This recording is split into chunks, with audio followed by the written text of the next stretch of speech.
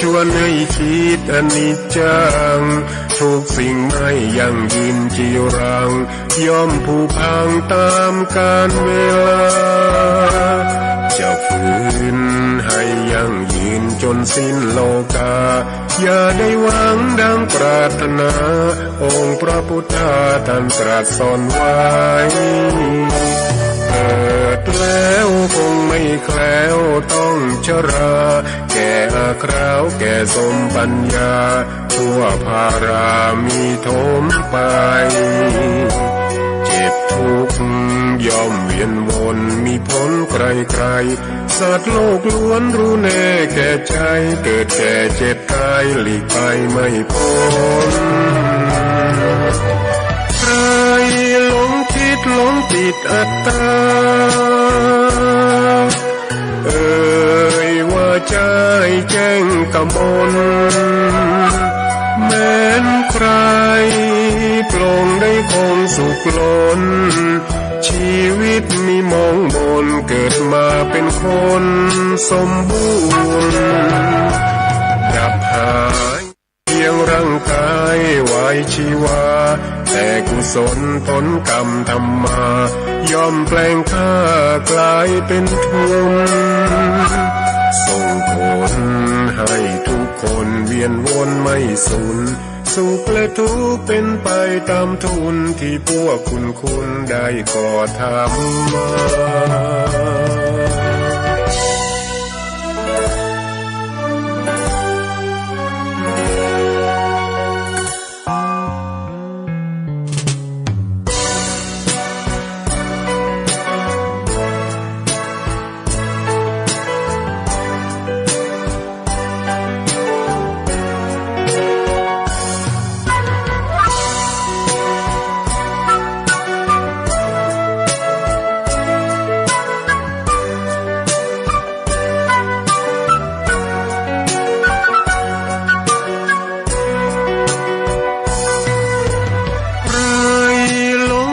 หลงติดอัตตาว่าใจแจ้งกำมลแม้นใครปลงได้คงสุขล้นชีวิตมีมองมนเกิดมาเป็นคนสมบูรณ์ดับหายเพียงร่างกายไว้ชีวาแต่กุศลผลกรรมทำมาย่อมแปลงค่ากลายเป็นทุนส่งผลให้ทุกคนเวียนวนไม่สูญสุขและทุกข์เป็นไปตามทุนที่พวกคุณได้ก่อทำมา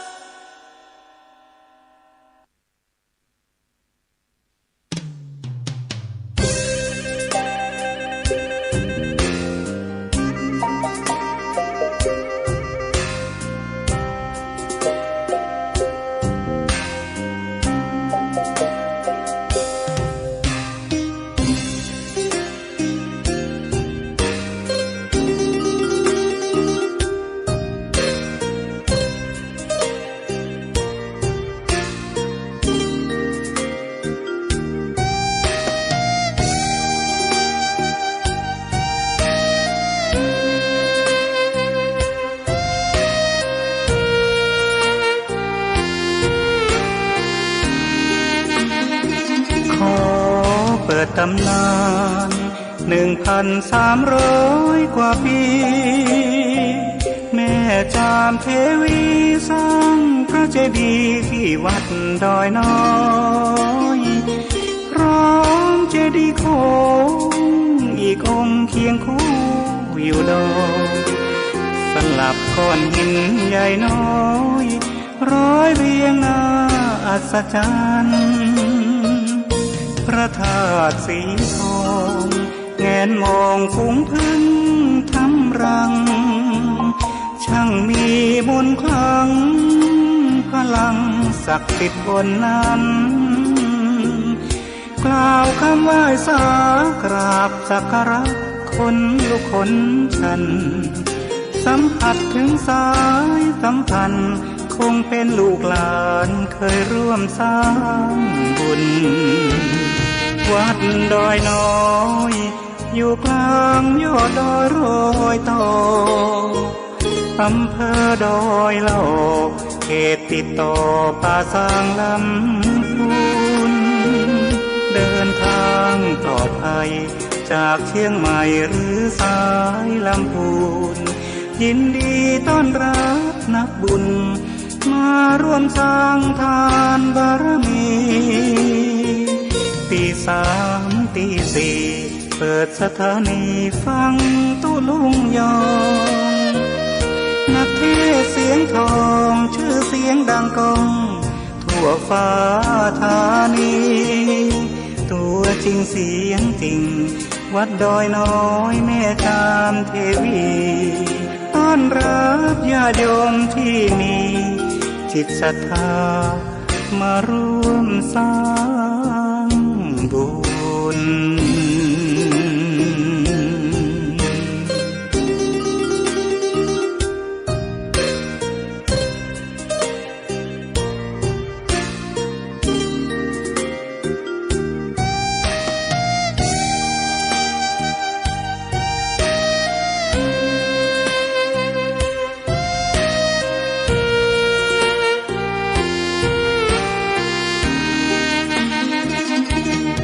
วัดดอยน้อ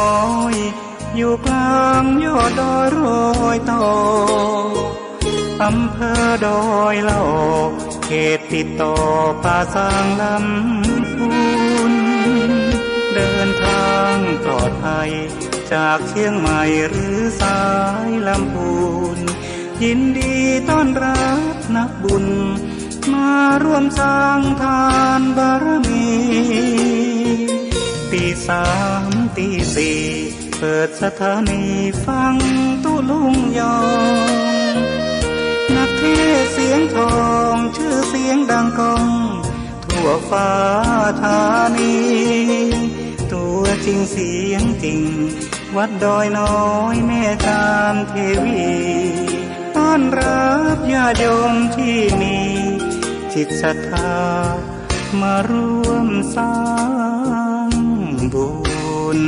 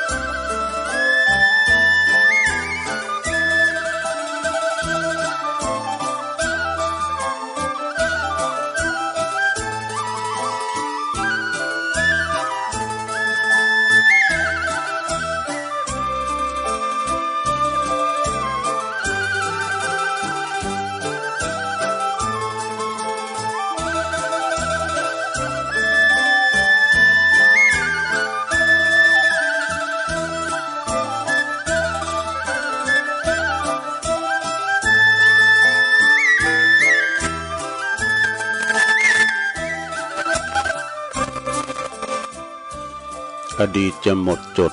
อนาคตจะสดใสต้องแก้ไขที่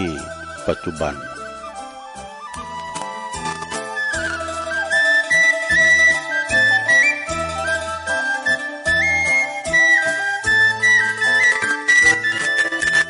ตื่นเจ้าขึ้นมา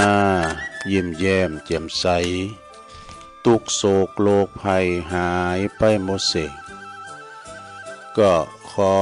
ความนอบน้อมแด่พระรัตนตรัยอันมีพระพุทธ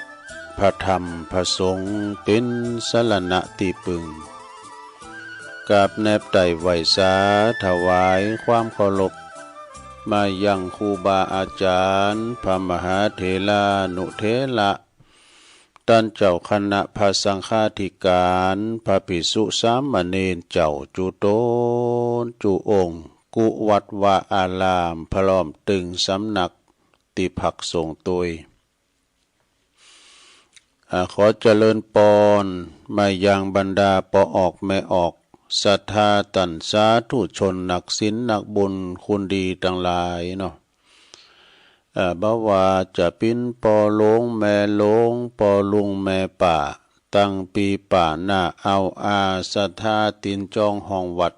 เท่าแก่หนุ่มกำใจหญิงต่างหลายตื่นจืนขึ้นมาก็มางมสวามหาเครื่องหับโทรศัพท์วิทยุเปิดฟังรายการเนี่ยเปิ้นตั้งชื่อว่ารายการสัพเพเหระปกิณณกะขอนลุงไก่แจงรายการเสียงธรรมแสงทองรายการเสียงธรรมแสงทองนี่ก็ดำเนินรายการบริหารเวลาโดยตนตัวแห่งอาตมาภาพเก่ากระผมตุลุงนันชัยวัฒนาคเสโนแห่งวัดพระธาตุดอยน้อยตำบลดอยหลอ อำเภอดอยหลอจังหวัดเชียงใหม่ก็มาปบปะกับปอออกไม่ออกศรัทธา กันในยามค่ำคืนดึกดื่นในขณะที่เปิ้นลับไหลอยู่ในห้วงแห่งความนิทราเปิ้นกำลังฝันพองก็คุ้นบืดบาดเปิ้นลับเนาะพักผ่อนสายตาอากาศแล้วก็เวลาหมออีนี่มันรับโมน มันรับหลุ่มดีนะเนาะเปิ้นว่าพักผ่อนสายตาก็ดีแล้วแต่ว่าหมู่เฮาทั้งหลายนี่สวตื่นมามันนอนบัดลับก็มาฟังรายการตุลุงไปเด้อก็จะมากัน3 วันด้วยกันพฤหัสบดีวันศุกร์แล้วก็วันเสาร์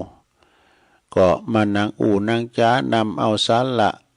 ประโยชน์จันนะมานำเสนอคุณคว้าเอาพองทำกันบ้านไว้นะเอามาเล่าสู่จูกันฟังเด้อศรัทธาญาติโยมทั้งหลายในว่าเฮานอนบ่หลับก็ประคับประคองนะไปถึงจนว่าตีนฝ้ายยกนะแต่บัดเดี๋ยวนี้มันจะปิ้นกระคืนมึนหน่อยนะเพราะว่าลาตรียาวนานสำหรับคนที่นอนไม่หลับก็ยังมานานแจงล่ำเลยกองหาการมันแจงเนาะ จะนั่นก่อนที่ตุลุงจะได้เอ่ยไปตั้งสถานีคืนบุญต่างๆเนาะที่เปิ้นหับลิงสัญญาณไปก็มี3-4 สถานีเมื่อเจ้านี่ตุลุงก็จะนำไหว้พระให้กันเด้อนำไหว้พระก่อนสวดมนต์กล่อมให้ก่อนเปิดความปินสิริปินมังกละปินมงคลกับตนกับตัวกับขอบกับครัวลูกหลานตันเต่าอยู่ดีมีสุขเนาะขจัดโพยภัยเสน่ห์จังไรต่างหลายมาลายหายสิ้นหนีไกลแสนโยชน์แสนว่านำปาสิ่งตีปินมังกละปินมงคลเข้าคุมโหฮอเฮิรนเฮาอยู่ดีมีสุขเด้อปินขอบโคที่อบอุ่นพร้อมแล้วกราบ1กราบ2 กราบ3อิมินาสกาเลนะพุทธังอภิปูชยามะอิมินาสกาเลนะธัมมังอภิปูชยามะอิมินาสกาเลนะ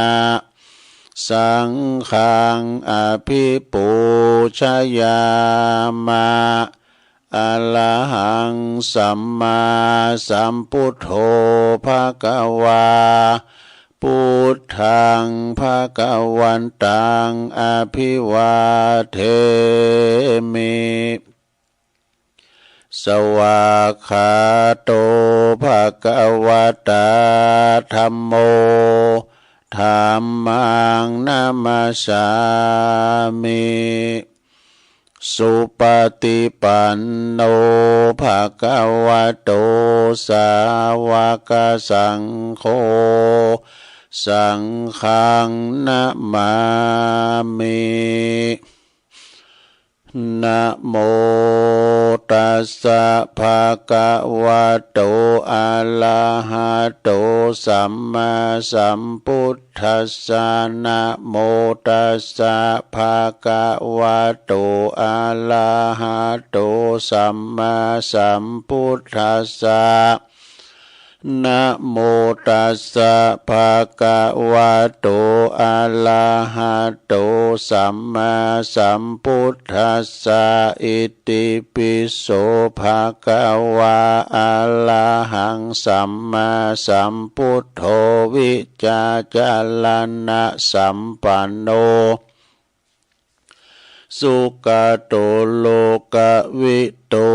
อนุตตโลปุริสตัมมาสาลาธิสัทธาเทวมนุสสานังพุทโธภควติสวากขาโตภควตาธัมโมสันติทิโกอากาลิโก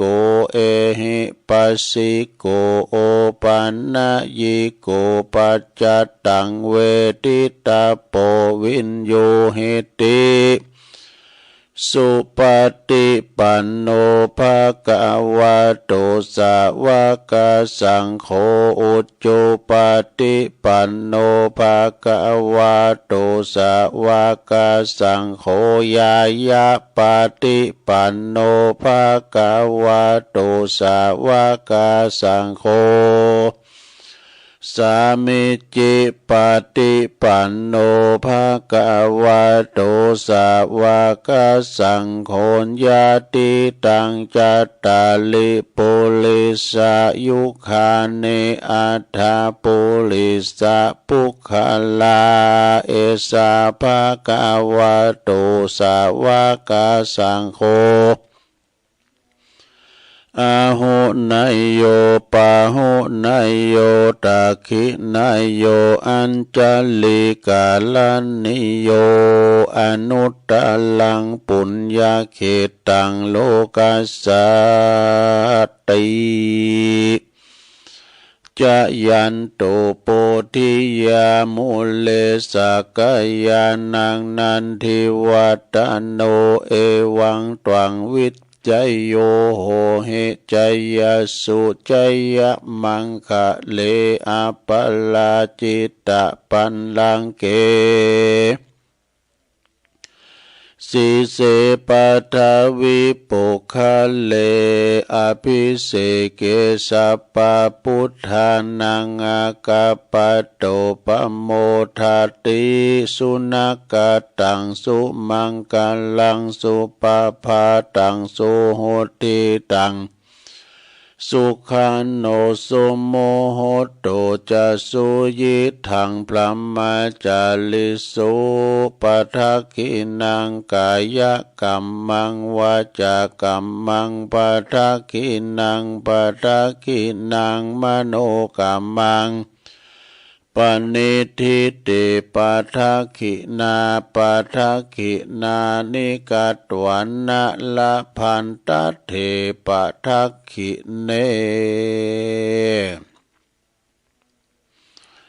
สัพพิติโยวิวัจจันตุสัพพโลกวินาศตุมาเตภวัตวันตลายโยสุขิติกายุโกภวะอภิวาทนาสิลิสานิจังมุตตาปัจจายโนจัตตาโลธรรมาวาทันติอายุวันโนสุขังปะลังเอาแล้วน้อศรัทธาญาติโยมทั้งหลายตุลุงก็ปิ้นเก้าปิ้นโหนำสวดมนต์ไปปิ้นตีเรียบร้อยก็ขอคุณพระติตไลรัตนะผ่านแผ่วพระเกี่ยวเจ้าตั้งสามประการเนาะจงดลบันดาลมาปกป้องคุ้มครองรักษายังวัดว่าอารามคงเกี่ยวตั้งสามปกป้องคุ้มครองรักษาครูบาอาจารย์พระสงฆ์องค์สามเณรเจ้าที่เปิ้นอยู่กับวัดกับว่าเนาะ เขี้ยวขาดปลอดภัยจากพยันอันตรายทั้งปวงนะที่จะมาสู่เตียนโคงแก้วอารามเนาะบาดีบางงามหือคอหือขจัดปัดเป่าโพยภัยหายไปปีนติศรัทธาเหลื่อมใสของปอออกศรัทธานำปากันมาทำบุญสุนทานช่วยกันกึดลำต่ำสั่งวัดวาอารามคือการกรุงลุงเลิงสะเติงบันงามเด้อปินหนอเด้อนาบุญศรัทธาได้มาสักการะปูชากับไหวตานขันเข่าขันน้ำตุเจ้าเพิ่นก็จะปันพรเอวังโหตุไปพอออกศรัทธาก็เหมือนกันพอลงไม่ลงเขาก็ขอให้มีสุขภาพพลานามัยสมบูรณ์แข็งแรงเด้ออันยังจะเต่าที่มีความสุขกับร่างกายของเฮานี่มีโรคภัยไข้เจ็บมันจะสมบูรณ์กินมนตานหวานอยู่กำจูปูจาศาสนาไปเหิงเมื่อนานกับลูกกับหลานปิ้นลมโพลมใสเน้อลงเน้อตัวลุงก็ขอปิ้นกำลังอกกำลังใจอีปออีแม่ที่เดินเหินไปไหนมาไหนบ้าใดก็เอาอันนี้เด้อวิทยุปิ้นกูปิ้นกี้บ้าใดไปวัดก่อมปิ้นสังเนาะเอี้ยกันเนาะเอาเสียงไปนะเสียงตั้งวัดไปสู่ทั้งบ้านเอาเสียงไปกูสแลบเงียบเงยถ้าเพิ่นเปิดฟังไอ้น่ะก็ฟังกันไปเน้อตั้งปอบ้านแม่บ้านจะขับรถขับลาออกคุ้มออกโหก็มีสติก่อนสตาร์ทรถมันหนักมันหลายไปดีไม่ดีทั้งขาไปทั้งขากลับเน้อเขี้ยวขาดปลอดภัยเขี้ยวขาดปลอดภัยเขี้ยวขาดปลอดภัยเน้อเอาละเนาะตอนนี้ไปจะอื่นไปตังขึ้นบุญเจ้าของสถานีที่ปนมีน้ำจิตน้ำใจงดงามนำเอารายการครูบาอาจารย์ไปออกตังสถานีคืนของท่านแผ่พายกระจายเสียงไปสู่ตันผู้ฟังที่อยู่ตั้งบ้านตั้งจองเนาะก็เพราะว่าท่านนี่มีความเสียสละให้คุณเฒ่าคุณแก่ที่นอนบัลลับนี่นะเนาะกันว่าไปขายปุ๋ยขายยาก็จะได้กาประชาสัมพันธ์หรือว่าปินนันกาโฆษณาเนาะปินนันสปอนเซอร์แต่อันนี้เพิ่นถวายเวลาโดยไม่คิดสักบาทนะน้อมนำเอากำนำกำทำเรียกว่าไปสืบชะตาคุณเฒ่านี่นะเนาะก็บ่ได้ยินได้ฟังก็โหยหาฟังกันไปก็ขอขอบคุณสถานีวิทยุเครือข่ายที่เปิดรับสัญญาณรายการธรรมะชงเวลาตั้งแต่ตี 3 ถึง 5 โมงดังต่อไปนี้เด้อขอขอบคุณสถานีคลื่นสถานีวิทยุคืนพระพุทธศาสนาการศึกษาและวัฒนธรรมของวัดไฟหินเด้อตำบลสุเทพอำเภอเมืองเชียงใหม่เด้อ FM 104.50 เมกะเฮิรตซ์โดยเมตตาบารมีธรรมอาจารย์ท่านพระครูสมุวิสุวัฒน์วรกิจโจองค์ขลุงในเมืองก็ฟังตั้งแต่ตุลุงทองมาละรู้อีนะฟังเพลงลอยกระทงพองก้ายนะก็ฟังกันไปนะฟังคืนนี้ไปไกลแผ่วไหลโดยปุ่นก็ขอขอบคุณตังสถานีวิทยุแดนดินถิ่นล้านนาตั้งอยู่ที่บ้านโฮงโงตำบลนำบาลงอำเภอสันป่าตองจังหวัดเชียงใหม่ FM 103.50 เมกะเฮิรตซ์คุณรุจิสมบัติเงาคำเด้อเจ้าของสถานีข้ามไปหน่อยขอบคุณสถานีวิทยุคณะสงฆ์อำเภอฝางตั้งอยู่ที่วัดพระพุทธบาทอุดมนำบ่อสาวาสำนักวิปัสสนาเนอ FM 100.25 เมกะเฮิรตซ์โดยเมตตาบารมีธรรมอาจารย์หลวงพ่อพระครูสุจิตานุรักษ์เด้อพี่น้องไม่อายใส่ปากการฝังก็ฟังกันลงกันหลายก็ฟังไปเด้อเน้อครอบงำครอบอันสถานตีไปกว่างไกลสถานีเฮานี่ก็ตั้งไปไกลแผ่วปุ้นแผ่วดอยล่างปุ่นนะเนาะเมืองฝางนี่นะขอบคุณสถานีวิทยุคลื่นธรรมะของชุมชนวัดหอยตองซักตำบลคงเป้าอำเภอจอมตองเนื้อ FM 98.75 เมกะเฮิรตซ์โดยเมตตาบารมีธรรมหลวงอาจารย์พระครูวาปีวรมานิตเด้อโซนไต่สายแต่ก็ฟังตั้งแต่เพลงมาเนาะ มนต์เสียงธรรมขอบคุณมนต์เสียงธรรมสถานีคืนตังอำเภอแม่แจ่มวัดบุพาราม FM 106.25 เมกะเฮิรตซ์โดยเมตตาบารมีธรรมหลวงปู่ท่านพระครูมงคลวิสิทธิ์นะหลวงปู่ใหญ่เจ้าคณะอำเภอแม่แจ่มแม่แจ่มก็ฟังกันลงลายนะ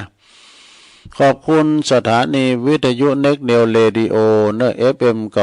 96.75 เมกะเฮิรตซ์ตั้งอยู่ที่บ้านโจงตำบลทุ่งกวาวห้างหุ้นส่วนจำกัดอนุสรณ์เรดิโออำเภอเมืองปานจังหวัดลำปางขอบคุณสถานีวิทยุชุมชนคนเหนือเขื่อนตั้งอยู่ที่อำเภอฮอดจังหวัดเชียงใหม่ FM 90.75 เมกะเฮิรตซ์ขอบคุณสถานีวิทยุเพื่อการศึกษาและพัฒนาอาชีพเรดิโอเน็ตเวิร์ก FM 103.00 เมกะเฮิรตซ์อำเภอเมืองจังหวัดลำปางขอบคุณสถานีวิทยุเรดิโอเน็ตเวิร์ก FM 99.50 เมกะเฮิรตซ์วิทยาลัยเทคโนโลยีเพื่อการจัดการกฟผ.แม่เมาะลำปางขอบคุณสถานีวิทยุวิทยาลัยสงฆ์นครลำปางวัดบุญญาวาสวิหาร FM 106.50 เมกะเฮิรตซ์โดยท่านดร.จิรศักดิ์ปันลำผู้อำนวยการขอบคุณอาจารย์แอมโดยดีเจแอมเปิ้นก่อนลิงก์สัญญาณไปปีน้องต่างเขลางนครเมืองรถม้าจากลำปาง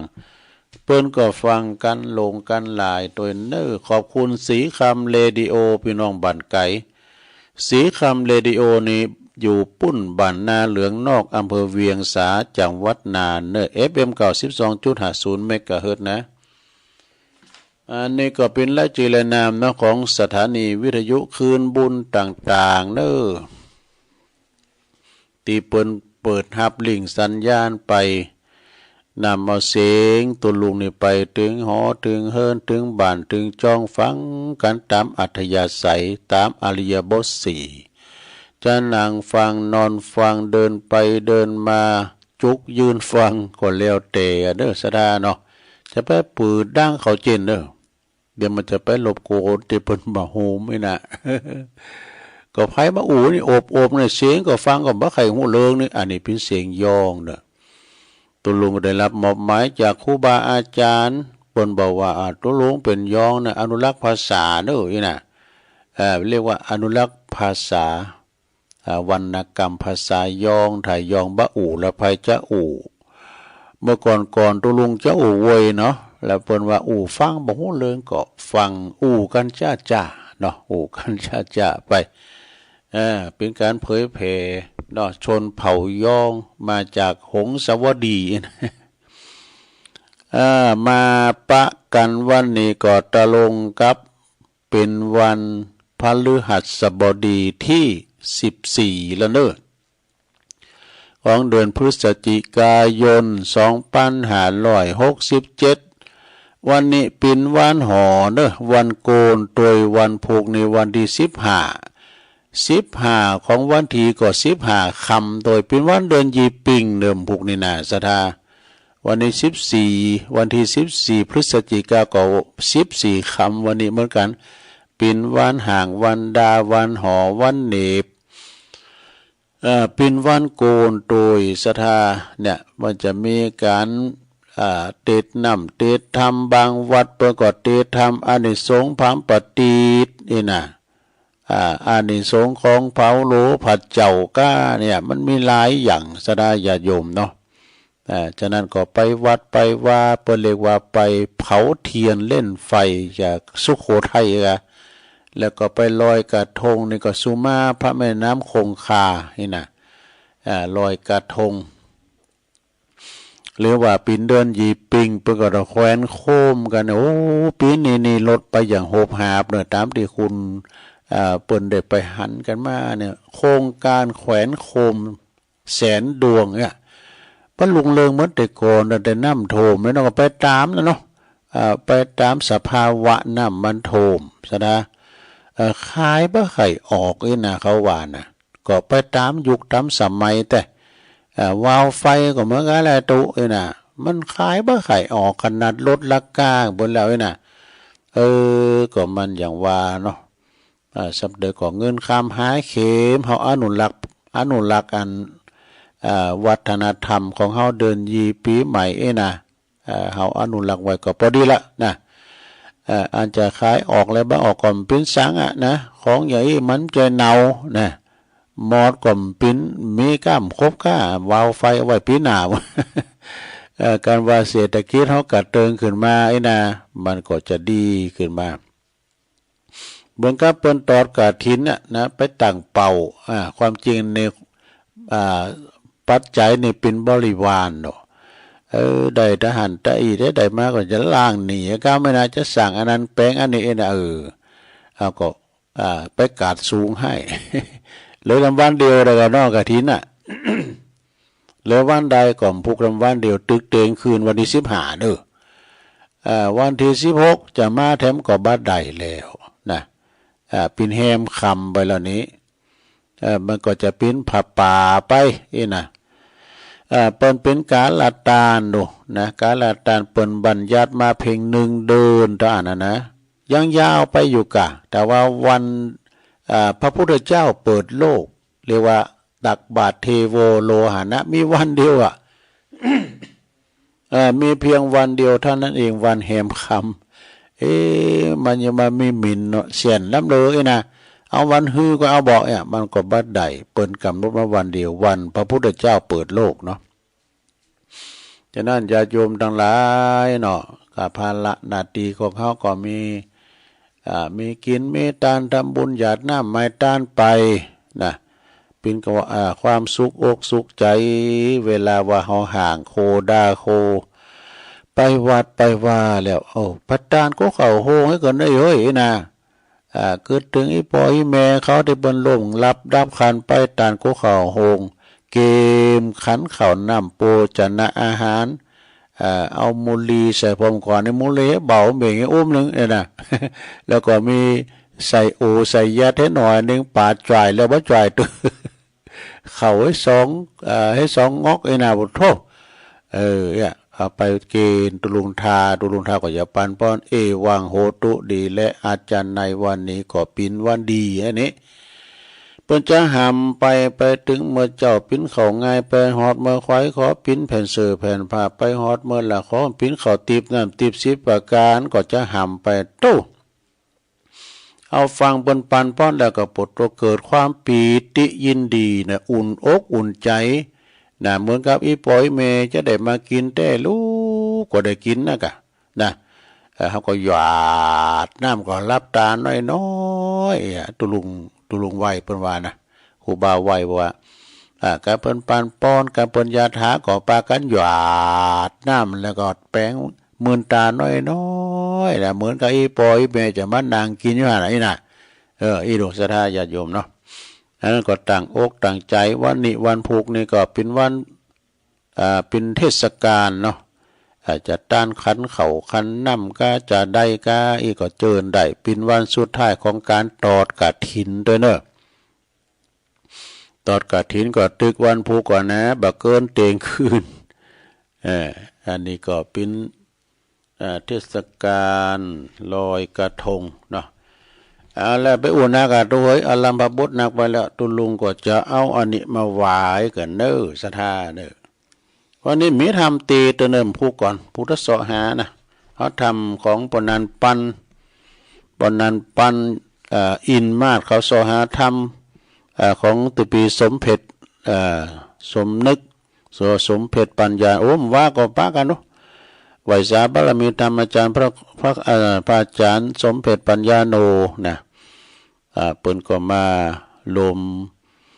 ถวายทานทอดกฐินที่วัดแม่ห้องไข่ป้ากันไรก็ไรตุนเนาะก็เดี๋ยวก็จะได้ประกาศขอบคุณเอ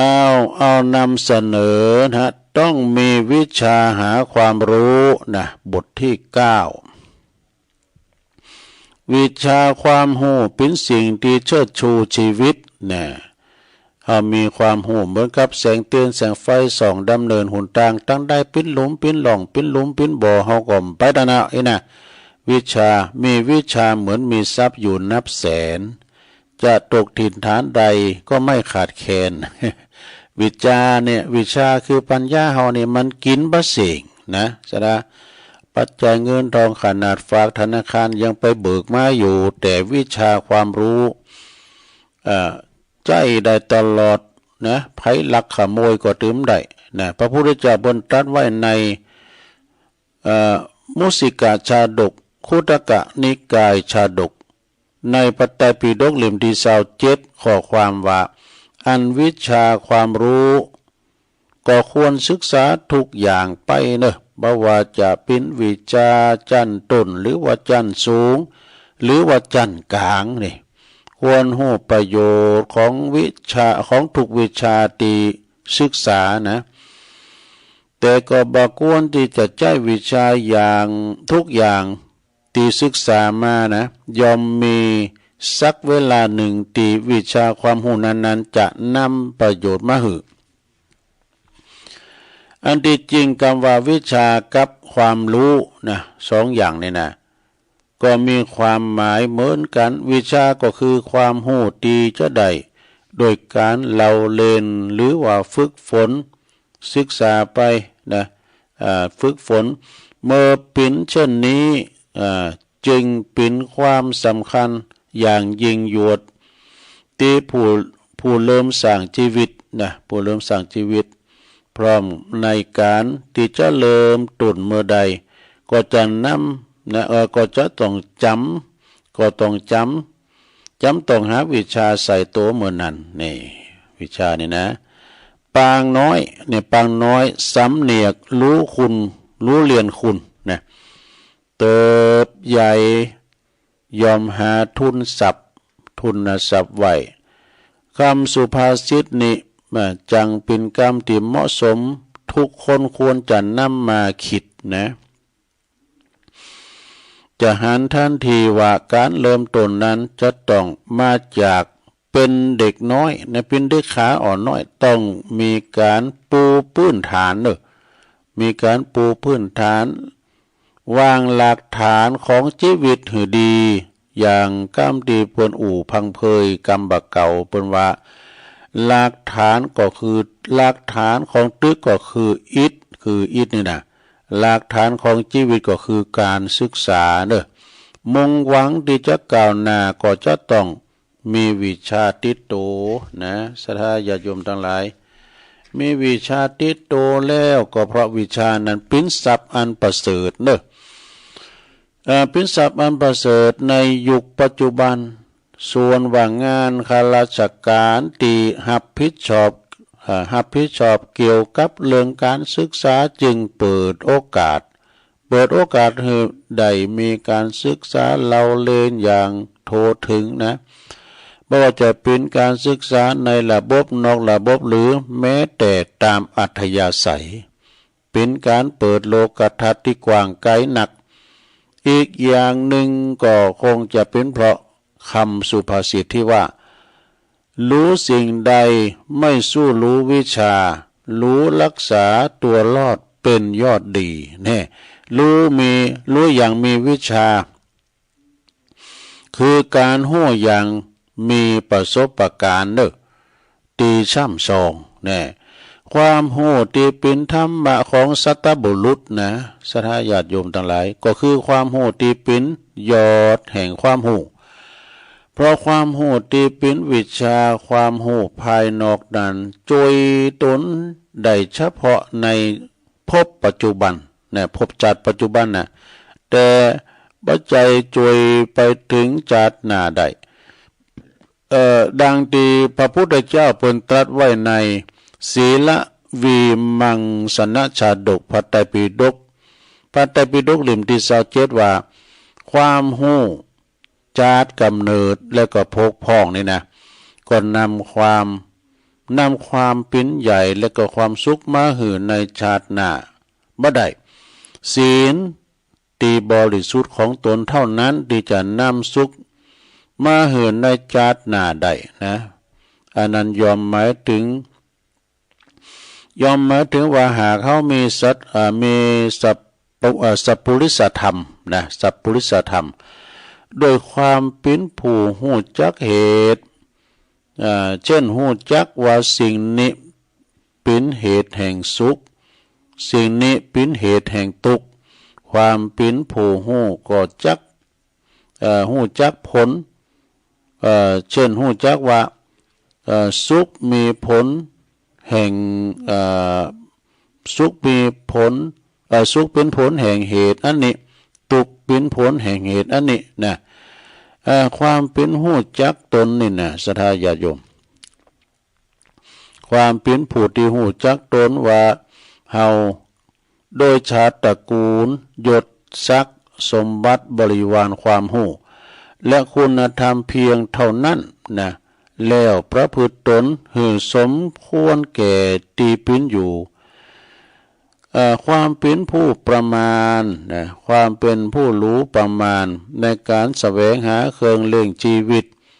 แต่โดยทางตีชอบและหูจักประมาณในการบริโภคแต่พอควรความหูก็คือเป็นความหูจักกาละเวลาเด้ออันสมควรในการอันประกอบกิจนั้นๆความเป็นผู้หูจักประชุมชนและก็กิริยาตีจะต้องประพฤติต่อประชุมชนนั้นๆว่าคุณหมูนี้เมื่อเขาไปหาเขาจะต้องทำกิริยาอย่างนี้นะเป็นผู้รักผู้ใหญ่เขาก็อ่อนน้อมถ่อมตนหมอบกันประการไปเนาะก็จะต้องทำกิริยาอาการแบบนี้ก็จะต้องอย่างนี้นะเจ้าใหญ่ในโตมาเนี่ยนะโตมีหางเสียงก็เสียงมันแข็งไปก็แล้วจุกก็ก็ไข่ปึ่งเนาะต้องนั่งความเป็นผู้หูจักเลิกบุคคล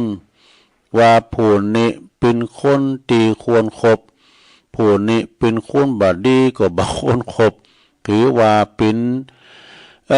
ถือเป็นนั่นความหูตีจวยตั้งตีจวยตนทั้งในโลกนี้แล้วก็โลกหน้าจึงจำเป็นหนักหนาที่จะหือใดมาซึ่งความหูเหล่านี้เริ่มต้นชีวิตดีงามต่อไปอย่างต่อเนื่องนี่อันนี้คำโกนก็เนี่ยอันวิชาความรู้คู่ชีวิตเป็นดั่งมิตรในเรือนตนไม่หม่นหมองมีวิชาคุณค่าเกินกว่าเงินทองเป็นเครื่องรองรับเราตราบเท่านานไม่เฉพาะเพียงใช้ในชาตินี้แต่ผลดีตามส่งข้ามสงสารดับทุกข์เข็ญเย็นซึ่งถึงนิพพานวิชาฌานมากเพิ่มเติมศีลธรรมนี่จบลงไปบทนะสดาบทที่เก่าก็ให้เนี่ยเนาะ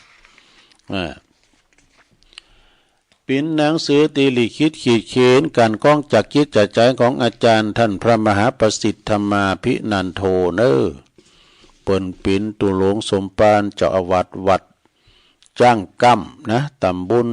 มะกอกอำเภอป่าสร้างเนาะอันในเวลาโอกาสที่ท่านได้ทำบุญฉลองอายุ59 ปีเนี่ยตั้งแต่ปี63แล้วนะสดาเปิ้นมอบหมายถวายตุลุงเอาแถมบทหนึ่งเนอะบทที่10นี่แถมบทนะสดาญาโยอันนี้ก่อนเน็ตอาละเนอะแถมบทหนึ่งบนว่ามองหาสถานที่ที่น่าอยู่สถานที่นี่มันก็มีหลายที่หลายอย่างนะสดามีหลายที่หลายอย่างเขาจะอยู่อย่างใดอย่าอยู่ตึกจะอยู่บ้านเจ้าจะอยู่เฮือนเฮาจะอยู่สถานที่ไหนเนี่ยมองหาสถานที่ที่น่าอยู่ปฏิรูปประเทศน่ะเนาะการใดตีอยู่อาศัยตีดีนี่นะมีความเหมาะสมถือว่าเป็นส่วนสำคัญนะเป็นจำเป็นสำหรับการเริ่มต้นสร้างชีวิตใหม่เด้อสถานเด้อก็ต้องดูให้ดีว่าตีใดควรอยู่บ่ควรอยู่แล้วสามารถทำคุณประโยชน์อย่างใดพองเนี่ยบ่ควรอยู่อย่างคนที่บ่มีคุณค่าเด้อต้องรู้จักในการสร้างงานสร้างเงินเนี่ย สร้างงานหือถือว่างานสร้างคนคนสร้างงานค่าของคนอยู่ที่ผลของงานเด้อใจความรอบขอบเปิดตรวจสอบนะเปิดตรวจตาที่พักที่อาศัยเฮาน่ะอยู่อย่างที่เหมาะสมหรือว่าบ่เหมาะสมอย่างใดเปิ้นก็เรียกว่าดูหวงจุ้ยนี่หวงจุ้ยสักหน่อย ห้องนอนก็ห้องพักก็บ่จำเป็นที่จะต้องใหญ่โตโอโถงเด้อเพียงแต่มีความสะอาดน่าอยู่เป็นระเบียบเรียบร้อยนะแล้วก็ที่สำคัญก็คือต้องยืดตามเนี่ยต้องยืดตามที่พระพุทธเจ้าพระองค์ได้ตรัสไว้เกี่ยวกับสถานที่อยู่นะปรากฏในเนลุชาดกพระไตรปิฎกเล่มที่27มีความว่าในตีใดบ่มีการนับถือคุณดีนะสมมุติว่าเฮาอยู่ศูนย์ศูนย์นะคุณดีเปิ้นมีหันเนี่ยเขานับถือนะมีแต่คุณดูถูกดูหมิ่นคุณดีหรือว่ามีแต่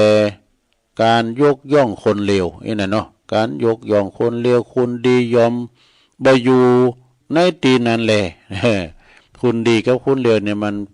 โคโบโคลบกันด้วยอยู่ด้วยกันบ่ได้นะหรือว่าในที่ใดมีคนปูจ้าคนขี้ข้านเนี่ยคนเกลียดค้านนี่นะกับคนขยันอยู่ด้วยกันมันพร้อมเปลืองเนาะคุณข้านตายหลังฮักคุณคักตายหลังกล่องเอา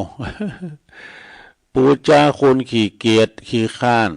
กับคนขยันนี่นะตรงกันข้ามคนกาหารกับคนขี้ขาดว่า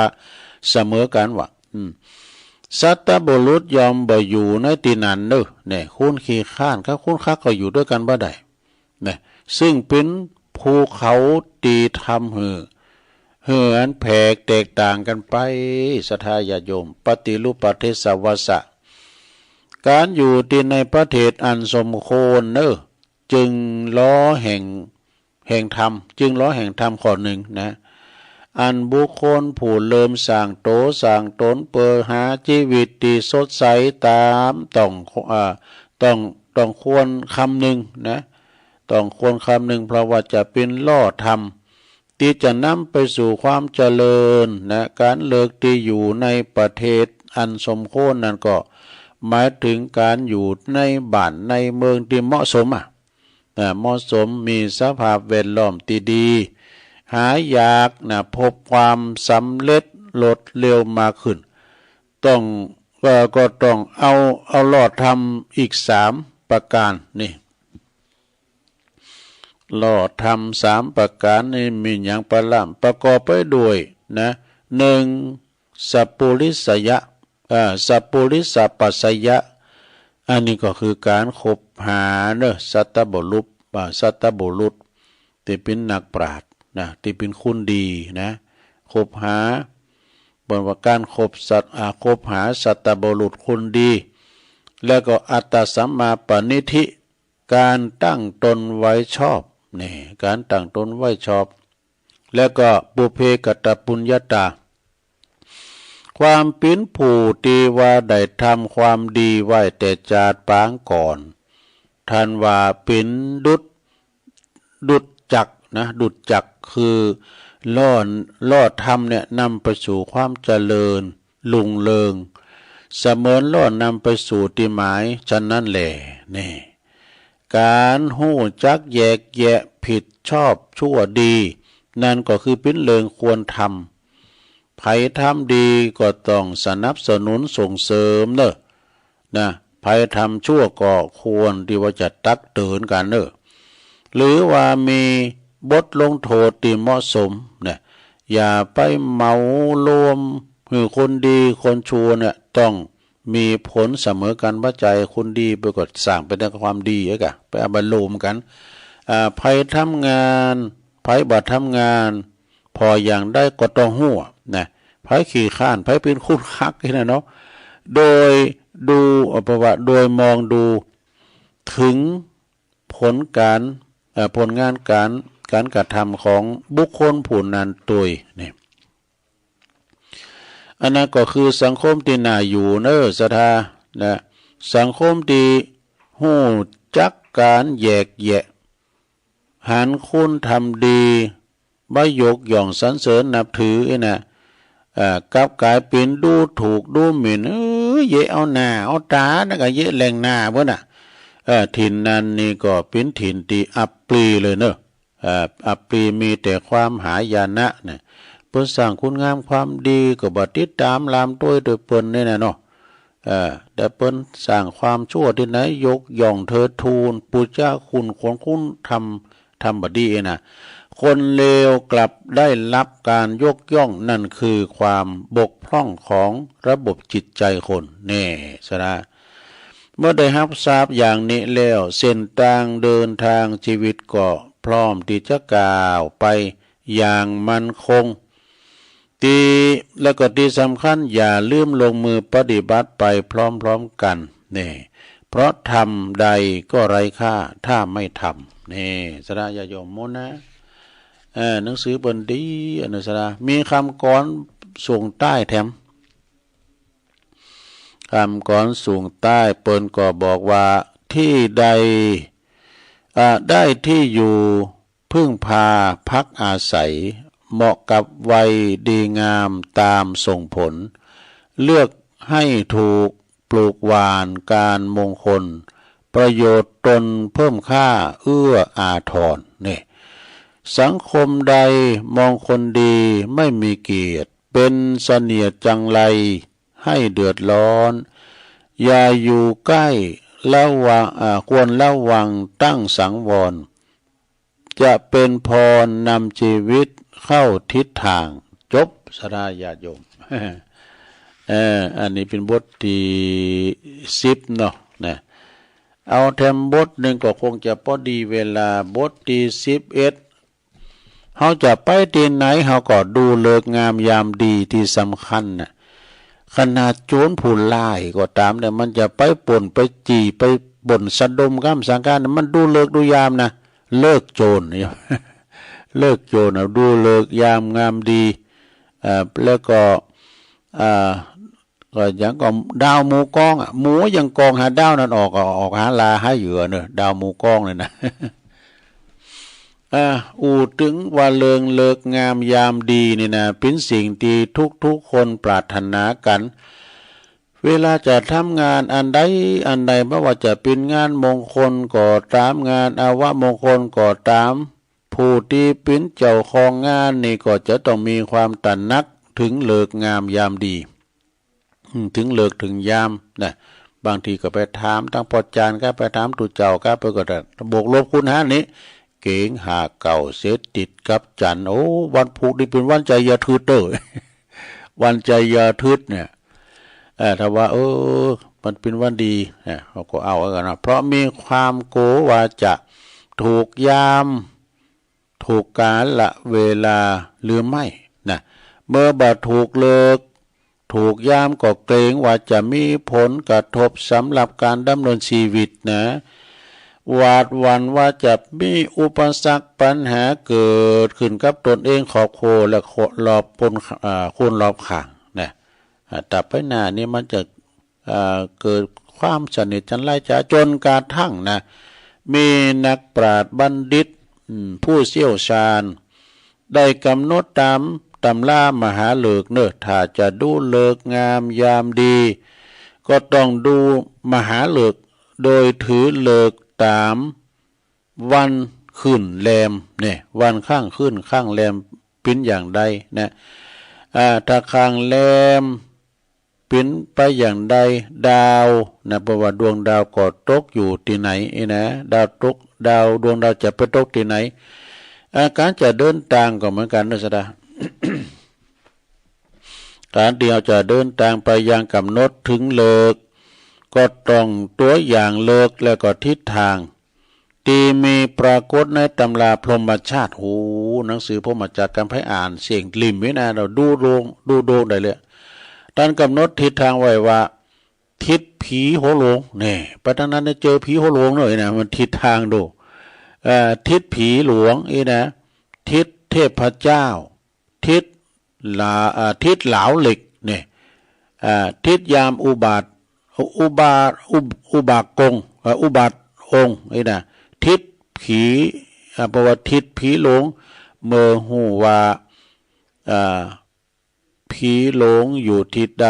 ก็บักโคนเดินทางไปทิศนั้นบ่ดีบ่นะแต่ว่าทิศเทพเจ้าเหรอเมื่อใดจะกำหนดจะทำการมงคลหรือว่าเสียงโจกไปนั่งทิศนี่นะก็จะไม่ใช่นะคือหมายความว่าเราไปนั่งทิศนี่นะจะไม่ใช่แล้วก็เขี้ยวขาดปลอดภัยนะทิศอันนี้นะทิศดีๆก็คือทิศเทพเจ้าทิศเทพเจ้าแล้วก็มาถึงทิศเหลาเหล็กนี่ทิศเหลาเหล็กนี่เมื่อจะเดินทางไปก็บักโคนเดินทางไปทิศตรงที่ทิศเหลาเหล็กนะไปเดินทางไปทางเส้นนั้นเพราะจะแพร่ภัยตนเองนี่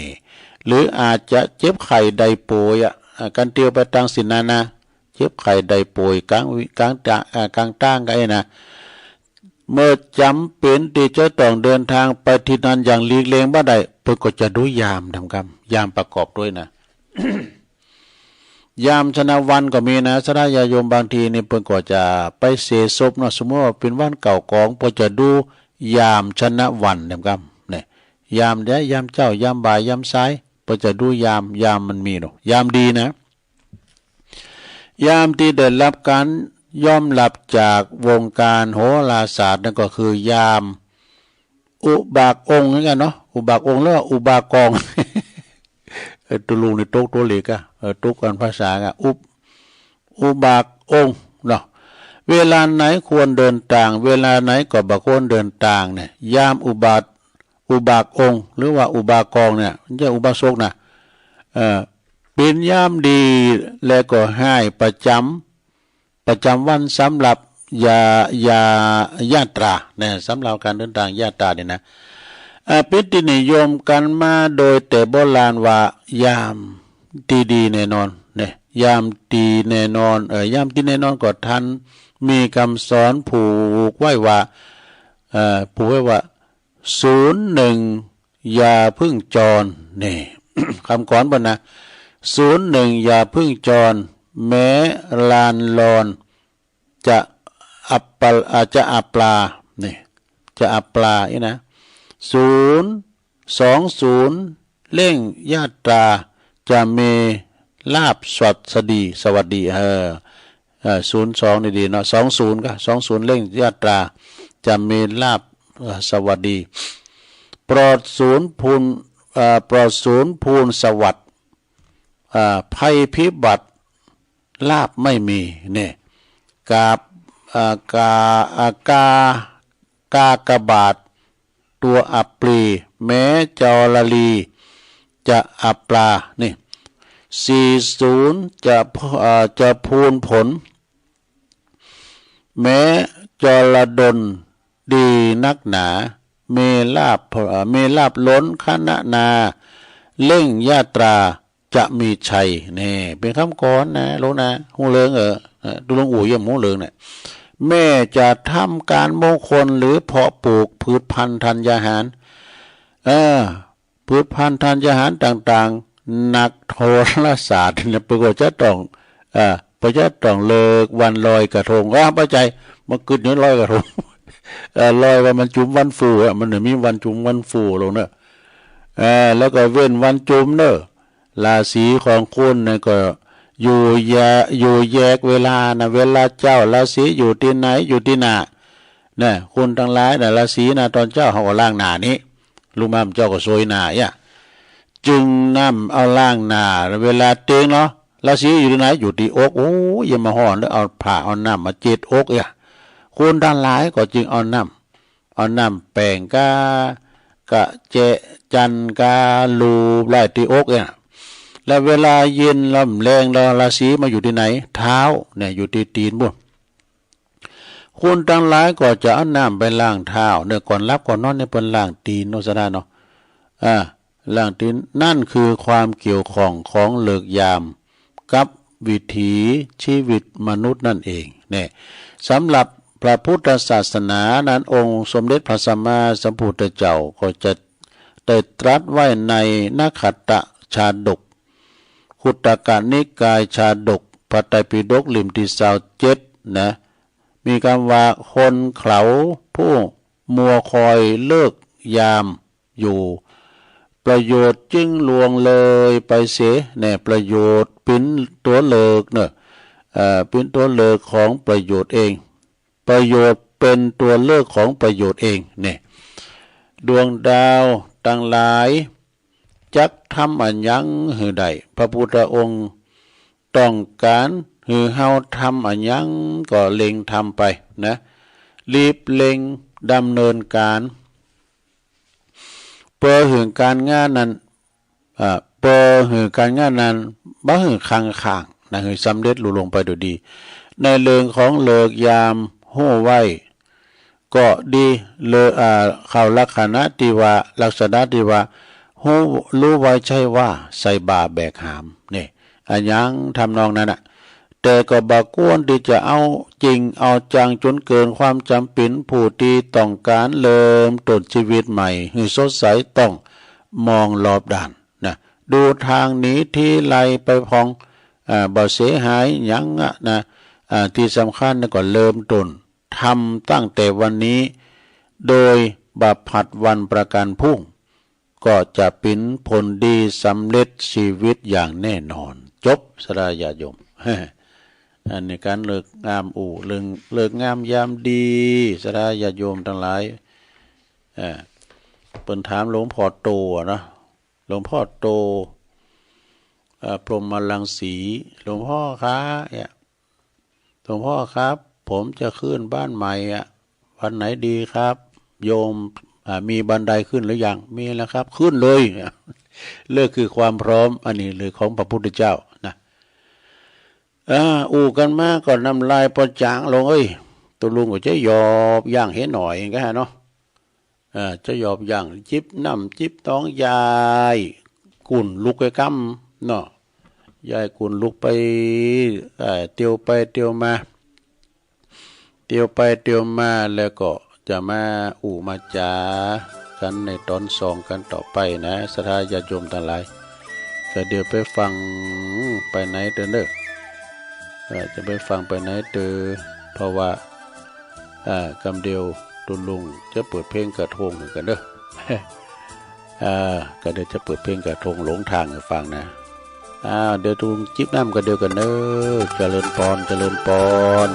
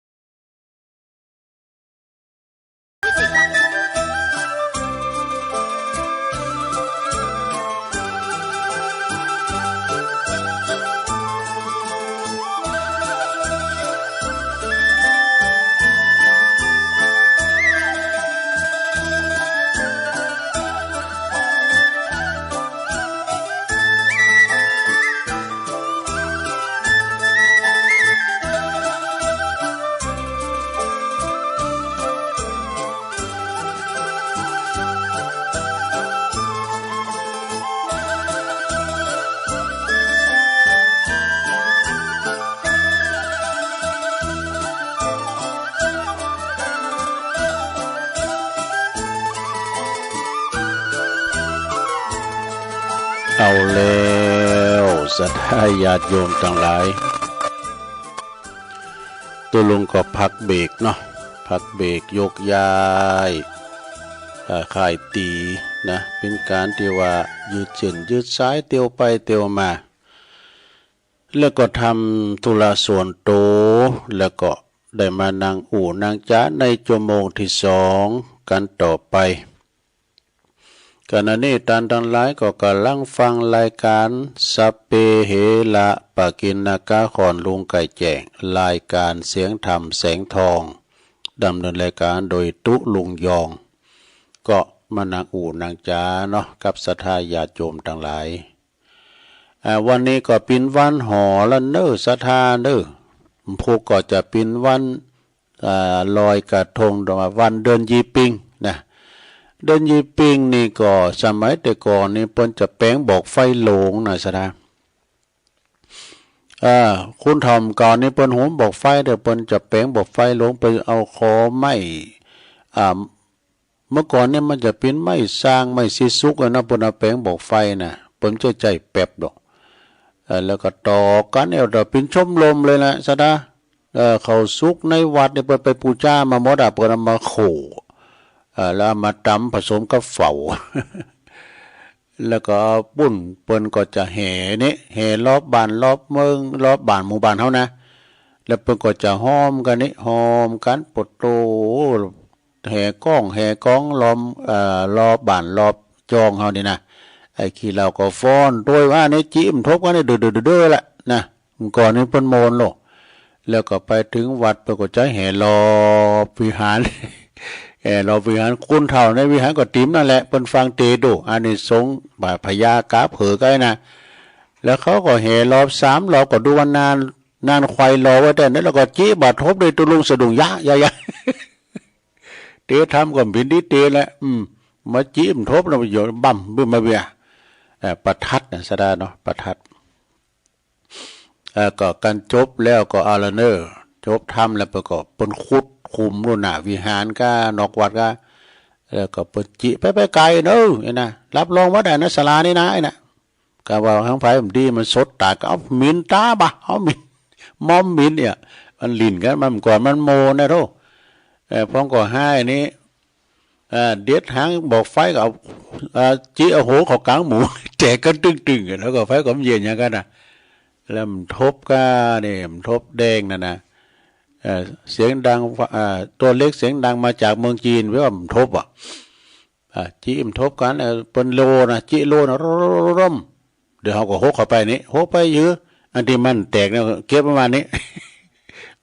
อันที่มันแตกมาเขาก็เอามาแก้แล้วเอาสนุนจักขึ้นมาหน่อยจิก็ดังอยู่นะบ่มมันเป็นจิดูเทศกาลปีใหม่สงกรานต์หรือว่าเดินจีปีใหม่เดินยีปิงมันบ่เหมือนเก่าเนาะแต่ก่อนนี่โตกันมีงานเนี่ยเป็นมีงานลอยกระทงโดงานลอยกระทงบกนี่นะปูนเฮาไปที่หนองเจดีนี่เพิ่นจะมีงานลอยกระทงบกโดก่อนอาจารย์สาธิตนะอาจารย์สาธิตประอยู่วัดทุ่งสาธิตอาจารย์สีโนเนี่ยเปิ้นนั้นจะมีงานลอยกระทงกับเปิ้นเอาดารามากันดูเอาดาราหนังนะโตเอาก่อนนั้นหงยายังมีเตอหงเอ็นวชิราปะสร้างหมดเนี่ยธรรมศาสตร์ที่ยังมีเปิ้นโดดลมโดดที่หันนะที่บ้านน้องที่หันนะน้องเจดีโอ้คุณนะมากันเป็นเลื่อนหมื่นเรื่องก่อนนะเป็นละอ่อนตัวยงนะไปอยู่น่ะไปตัวปีตัวเจอเอกะเป็นงานลอยกระทงที่น้องเจดีสักวันก็จะเปิดเพลงน้ำตาอย่างก็น้ำตาล่วงที่น้องเจดีนะอันของดนตรีอย่างมิตรประชาก็แต่ว่าพระอาจารย์เน้นหลักเปิดจังหูดีวันพุธและสอหามันเปิดฟังนะน้ำตาอย่างก็ที่น้องเจดีเยอะสัญญาลักษณ์ที่น้องเจดีนะเอาละต่อไปตัวลุงเอานิมาวามกับนัสดาเนาะคติธรรม10 ข้อปิ้นจะได้ปิ้นตัวโจยวันนี้เด้อแต่ลองฟังก่อนนะสดาญาโยมคติธรรมตัวโจยนี่ก็คือปิ้นได้ว่าไว้นะได้ว่าไว้อันนี้มันใจเตอเด้ เดี๋ยวมันก็ผิดพลาดไปพองนะสะดาตัวพี่กะเนี่ยมันต้องผิดพลาดคติธรรมโตจอยในวันนี้ก็เดี๋ยวจะหังตุลุงธรรมมาวานะตุลุงธรรมพระครูพิสุทธิ์ธรรมสุนทรนี่เอานิดเดียวในธรรมก่อนเนาะคติธรรมขอคิด10อย่างดังต่อไปนี้เด้อนะเปิ้นว่าปิ้นคุกชีวิตดีทำหือคุณบางคุณนะบ่สามารถออกไปเที่ยวไปแอวนอกบ้านนอกจองใดเด้อโดยเกาะกงขัง ที่เฮาสร้างมันขึ้นมาเองจึงทำมือเฮาติดคุกตลอดชีวิตเหมือนบอกว่าหูดเตาบ่ถึงการเนี่ยเอาข้อที่หนึ่งก่อนติดบ้านนี่ติดบ้านนี่มันจางไปไหนจะไปไหนก็โฮงบ้านโฮงจ้องโฮงตีบ้านก็บ่ได้มีสมบัติพระสถานอย่างมากมายและแต่สิ่งของที่มีคุณค่าทางจิตใจสื่อเสียส่วนใหญ่นะก็เลยอดโฮงใหญ่บ่ได้เนี่ยปิ้นโฮงบ้านโฮงจ้องโกว่าบ่มีไผดูแลเลยบ่ได้ไปไหนติดอยู่กับบ้านนั่งเฝ้าบ้านไปปินวันก็เลยบ่ได้ออกไปแอวไปเที่ยวที่ไหน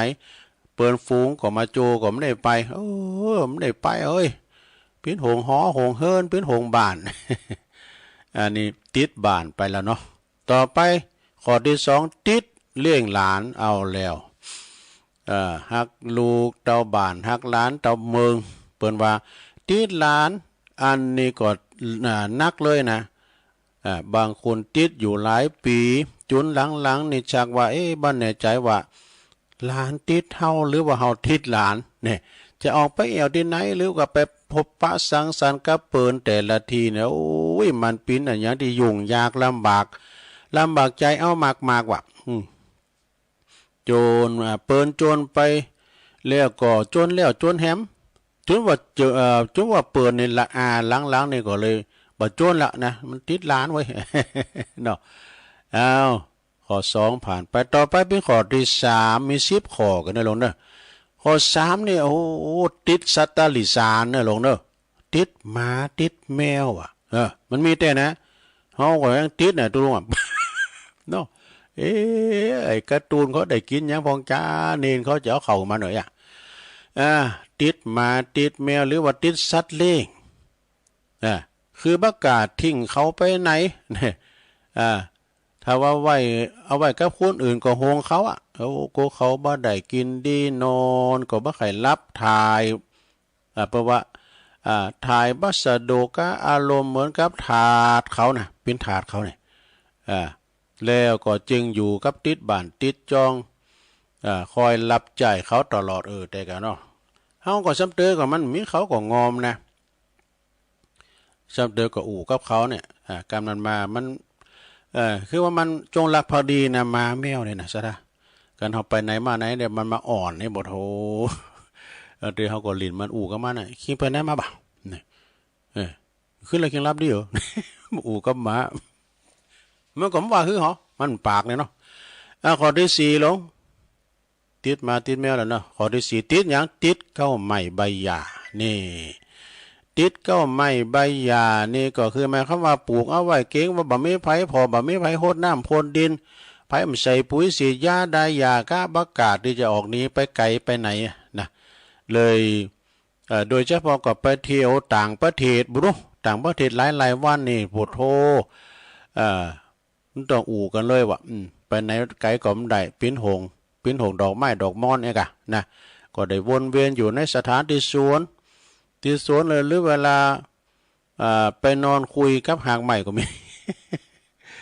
อันนี้ข้อที่4ผ่านไป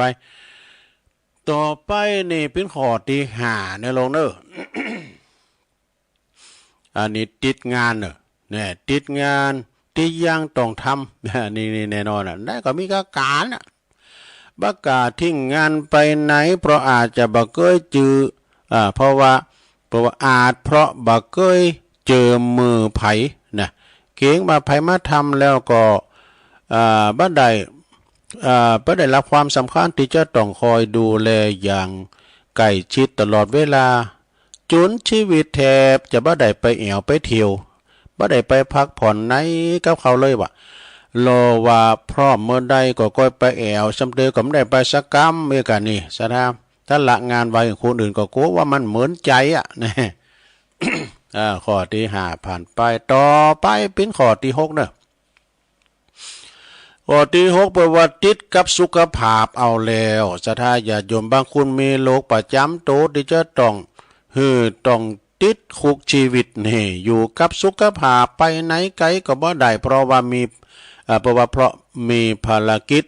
ที่จะต้องทำสม่ำเสมอเช่นเปิ้นบ่ได้ไปไหนเปิ้นติดฟอกไตพอก็3วันต้องไปโรงพยาบาลโอ้น่าหันใจแต่เนอะนะจึงทำให้ไปไหนมาไหนไกลกับเกิน3วันก็ถึงบ่ได้อย่างอีเป็นต้นนะหู้อย่างนี้ไผที่สุขภาพดีนะที่ย่ำเจ็บป่วยมือไข้นะไปแอวใครไปแอวไหนก็ไปใครไปเตะตุกเฮ้ยย่ำไปอ่ะมันมีชะตังอันนี้ก็นักแก่เนาะไปไหนไกลก็ไม่ไหลนะต่อไปเป็นข้อที่7เนอะติดหยังกันเนี่ยติดหยังข้อที่7ประวัติติดดูแลคุณที่บ้านอันนี้ก็คล้ายกับข้อที่6เนอะแต่ก็เป็นการดูแลคนที่เฮาฮักแล้วก็ห่วงใยเพราะบางทีบางคนนี่ก็ฮักเฮาฮักป่วยนะเริ่มช่วยเหลือตัวเองบ่ได้ก็เนี่ยจนไปไหนมาไหนบ่ได้เลยเพราะมันมั่นใจว่าคนอื่นจะดูแลเขาอย่างเฮาดูแลก็นะเป็นห่วงคุณที่บ้านที่เปิ้นดูแลคนป่วยเด้อนะไปไหนมาไหนบ่ได้นะต่อไปเป็นข้อที่8ลงเด้อติดหยังกันเนี่ยติดลำไยว่ามาใจติดห่วงใยว่ะติดห่วงใยเพราะถูกเลี้ยงมาแบบคุณหนูนี่ จนอายุ50 60คุณรอบข้างก็ยังคิดว่ายังเป็นคุณหนูอยู่ล่ำไปอาจเป็นเพราะบางคนก็ยังสอบทำโตหือเป็นแบบคุณหนูอยู่นั่นอยู่โดยนั่นเองเลยทำหือไปเที่ยวไปแอวที่ไหนก็ลำบากเพราะคนรอบข้างก็ยังคิดว่ายังเป็นละอ่อนอยู่ไปไหนมาไหนก็เป็นห่วงใยอยู่เสมอไปเนอะก็เลยไม่ได้ไปนะข้อที่9สถาติดหนึบหรือว่าติดเหนียว ติดหนึบบวกเหนียวนี่หมายความว่าละโลติดหนึบบวกติดเหนียวนี่นักแก่พองเนอคือโกว่าเงินที่มีอยู่เนี่ยมันจะบ่พอกามันจะเสี่ยงไปนะขี้จิก็เลยบ่กล้าใจกะจนเดี๋ยวมันได้เสี่ยงไปตอนแก่เฒ่าจะลำบากเนี่ยนะเนาะก็เลยบ่ใจอย่างประหยัดที่สุดชีวิตเลยแน่บางทีก็กำจัดจำเขียเสียจนปอดตายไปแล้วเนาะตายไปแล้วก็ยังเหลือเพียงเลี้ยงเหลือเพียบเลยก็มีนะคือสมบัติที่เราหามาไว้เหลือจะหลายอยู่นะนี่ก็ยังบ่รวมทรัพย์สมบัติยังบ่ได้ขาอีกบ้านตาไทยนี่ชีวิตก็เลยติดอยู่เป็นว่าเป็นปู่โสมเฝ้าทรัพย์นี่หลวงเอ้ยปู่โสมเฝ้าทรัพย์นี่มันถึงไปไหนดูโกทรัพย์สินมันหายก่อนละครเพื่อก็มีละปู่โสมเฝ้าทรัพย์เนาะสมัยโทรทัศน์ข่าวดำไว้ถูกเอาข้อสุดท้ายลงนะข้อที่10นะเดี๋ยวจะว่าทำอยู่นี่ข้อที่10นี่ก็เปิ้นว่าเป็นคนติดเตงอันนี้น่าหันใจเนาะอันนี้น่าสงสารมากอีน่ะเปิ้นว่านะตอนแข็งแรงดีก็ยังติดภารกิจสารพัดติดการติดงานตอนนี่ป่วยติดเตงขยับโตไปไหนมาไหนก็บ่ได้แล้วก็อยากจะไปเที่ยวกับเปิ้นจนใจจะขาดแต่ร่างกายแทบเคลื่อนไหวบ่ได้แล้วอันนี้ได้แต่ส่งกำลังใจไปจ่วยจริงๆนี่อันนี้เพิ่นก็บอกตอนใต้บอกว่าดูแลตัวเองเนอะไปไหนจะหาวิธีปลดพันธนาการปลดการหรือว่าขออภัยอย่าโทษหือกับตัวเองนี่ได้พองเช่นชาตินี้อาจจะบ่มีโอกาสนะไปไหนมาได้กับเพิ่นอีก ปิ้นต้นก็ปิ้นได้นะจบแล้วสดาญาโยมดร.พนมเปียเจริญเนอโอ้ขอบคุณในเมตตาธรรมคนดอยนกยุงในเมตตาบารมีธรรมหลวงพ่อพระครูสันติเจติยากรเนอจากวัดเกตการามส่งเข้ามากราบขอบคุณในเมตตาธรรมหลวงพ่อนะครับเนอจบลงไปศรัทธาญาติโยมทั้งหลาย10ข้อนะตีใดพารณาไปติดหยังก็ได้นะก็การหัดติดน้ำติดถ้ำนี่มันแปลกเนอะ ติดวัดติดว่าไม่ใช่ว่าตัวเจ้าติดวัดติดว่ามันไปไหนมันใช่นะก็คือติดวัดติดว่ากับวันศีลก็มาวัดในกามหนึ่งไงกะวันศีลวันธรรมก็มาวัดในกามหนึ่งสาเขาจังหันโดยเฉพาะก็ในวันผูกนี่ก็มาวัดมาว่ากันเนาะมาวัดมาว่ากันมาทำบุญตักบาตรกิจกรรมก่อนนี่โป้ปนประกวดกองเจดีย์ทรายก้าเนี่ยแล้วก็แปลงประตูโห่เฮาเปิดแปลงกองเจดีย์ทรายเนี่ยเนาะแปลงซุ่มประตูก็ได้เนาะแปลงซุ่มประตูมีแรมบทหนึ่งอันนี้เราเนี่ยทานนิดหน่อยเนาะสูงใต้เราเนี่ยทานนิดหน่อยแม่น่ะก็เนี่ยพี่น่ะก็ฮะเนาะถ้าแม่นั่นน่ะเนี่ยตั้งไว้แล้วนะอันนี้ยังปีพศ63นั่นลองฟังก่อนเด้อฟังก่อนได้ลงเด้อพระครูพิสุทธิ์ธรรมสุนทรวัดบ้านใหม่กระหม่อมทองเนี่ยเปิ้นบอกว่าสาเหตุที่คุณพระเข้าวัดมันมีหลายอย่างสาเหตุที่คุณเข้ามาวัดมี บ้าเข้าวัดนี่นะเพราะว่าผิดหวังหลังลุงเลิกตั้ง เมื่อก่อนนี้กันว่าเปิ้นไปหาเสียงนี่ไปจังหวัดปุ่นเนาะจังตูเจ้าอันนี้ก็มันเข้าวัดเหมือนกันเนอะจังตูเจ้าไปจังเยอะตูเจ้ามันจะไปเย็นยังไผละเนอะสถาเป็นตุนเมตตาน่ะจะไปจังสาธุเจ้าเวลาเฮาเปิ้นมีงานมงคลก็ดีงานอาวามงคลก็ดีตูเจ้าเนี่ยใจเข้าไปเตอะน่ะที่คืดที่จ้าเข้าไปน่ะอย่างที่อันเปิ้นคืดตกคืดหั่นน่ะปุถโธสัมเตก็อันนิมนต์ตุลุงไปก่อนตีคืดตีจ้าเรื่องเฮาเข้าไปนี่เนาะขางให้หน่อยตุลุงตรงเอาผ้าเอาคอบกจักบกให้หน่อยน่ะสมมุติว่าไปขางตัวโหยเนาะไปตื้นตัวโหยตื้นตัวโหก็เฮาตื้ดดูก็บ่เยก็เยหมอตื้ดพวกนี้ก็ขึ้นจิเฮาเข้านี่เฮาก็ไปตื้ดถึงพวกนี้นี่ตื้อหรือเปิ้นค้างตัวโหเอาหนีใหม่ตัวลุงเอาผ้ามาแก๊กๆเนี่ยแล้วมาฟันนิดหน่อยก็ฟันเฮาบ่เยเฮาก็เยคือเฮาเยเฮาก็เยไปเนาะแล้วเด้ก็เปิ้นไปโตะคืดบ่อนพันนางบ่อนแพะบ่อนเอานิมนต์ตัวเจ้า4ตุนไปสู่ถอนมันโตะคืดเนี่ยเอาเฮาไปแก่คืดนี่แล้วก็บ่เข้ากับแก่วัดกรรมการอันนี้ก็นาเกเหมือนกันเด้อมันเข้ากับแก่วัดกรรมการวัดนี่นะลูกหลานแวดข้างไปมันได้มันเจอกับบัดหลานเนี่ยนี่ มันเจอกับบัดหลานเนี่ยวันแอวอยู่เนี่ยมันก่อนก็เอาลูกเขานำเดี๋ยวนี้เอาลูกมาหือแล้วอันนั้นเล่งหลานเล่งหลานให้เหมาะอ่ะแล้วก็อ้างเวกอ้างการโอ้ผมได้ไปได้ก็แฮ่งานหันงานนี่ก็ไม่ได้ไปมันจะได้ไปหันไปนี่อ้างการไปแล้วนะอ้างเวกอ้างการไปโอ้วันนี้ล่ะเขาจะไปอันปูนบ่าเขาได้อยู่บ้านเนาะอ้างไปแล้วก็สังขารแย่อันนี้แน่นอนกะเนี่ยจะไปไหนเนี่ยอาจารย์พระครูประวัติจะไปไหนไปยามเมื่อบ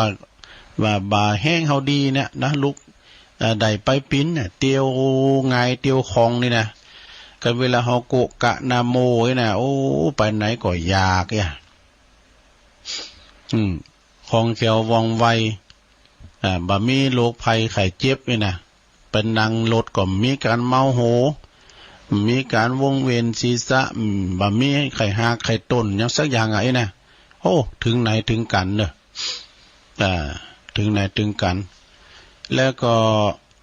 บ่ได้ ยังบ่เก๋บ่เฒ่าเติมไปวัดเตอเนี่ยโอ้ยังหนุ่มอยู่นะโอ้อันนี้นี่ประมาทเด้อโอ้เฮานี่ยังหนุ่มยังแน่นนิ่มเข้าไปวัดเตอแลมตายง่ายเตอแลเน้อนะมันพินยังง่ายเตอแลนะอันนี้ถือว่าเฮาประมาทนะเมาปอนอันนี้ยังพุ่นน่ะรอไปก่อนตั้งหน้า มันไปวัดไปว่านี่นะ ยาก็เหมือนกันเนอะขอบคุณยาก็วัดบ้าเข่าเจ้าทิฐิติเปิ้นดีเนี่ยติเปิ้นดีขีติเปิ้นติพี่น้องเจ้าบ้านติเปิ้นดีคุยพี่น้องเจ้าบ้านดื้อด่านสังคมจุ่มอยู่กับลูกกับหลานถึงไปไหนอยู่กับลูกกับหลานการส่วนตัวการส่วนร่วมนิ่งเฉยนี่การส่วนร่วมดิ่มไปสักเตอะนิ่งเฉยเฮ้ยอันนี้ก็หนักแก่เหมือนกันเนอะบุคคลใดถ้านะเอาบ่อยู่ดูบ่เป็นเขียนบ่ไปใจอีกา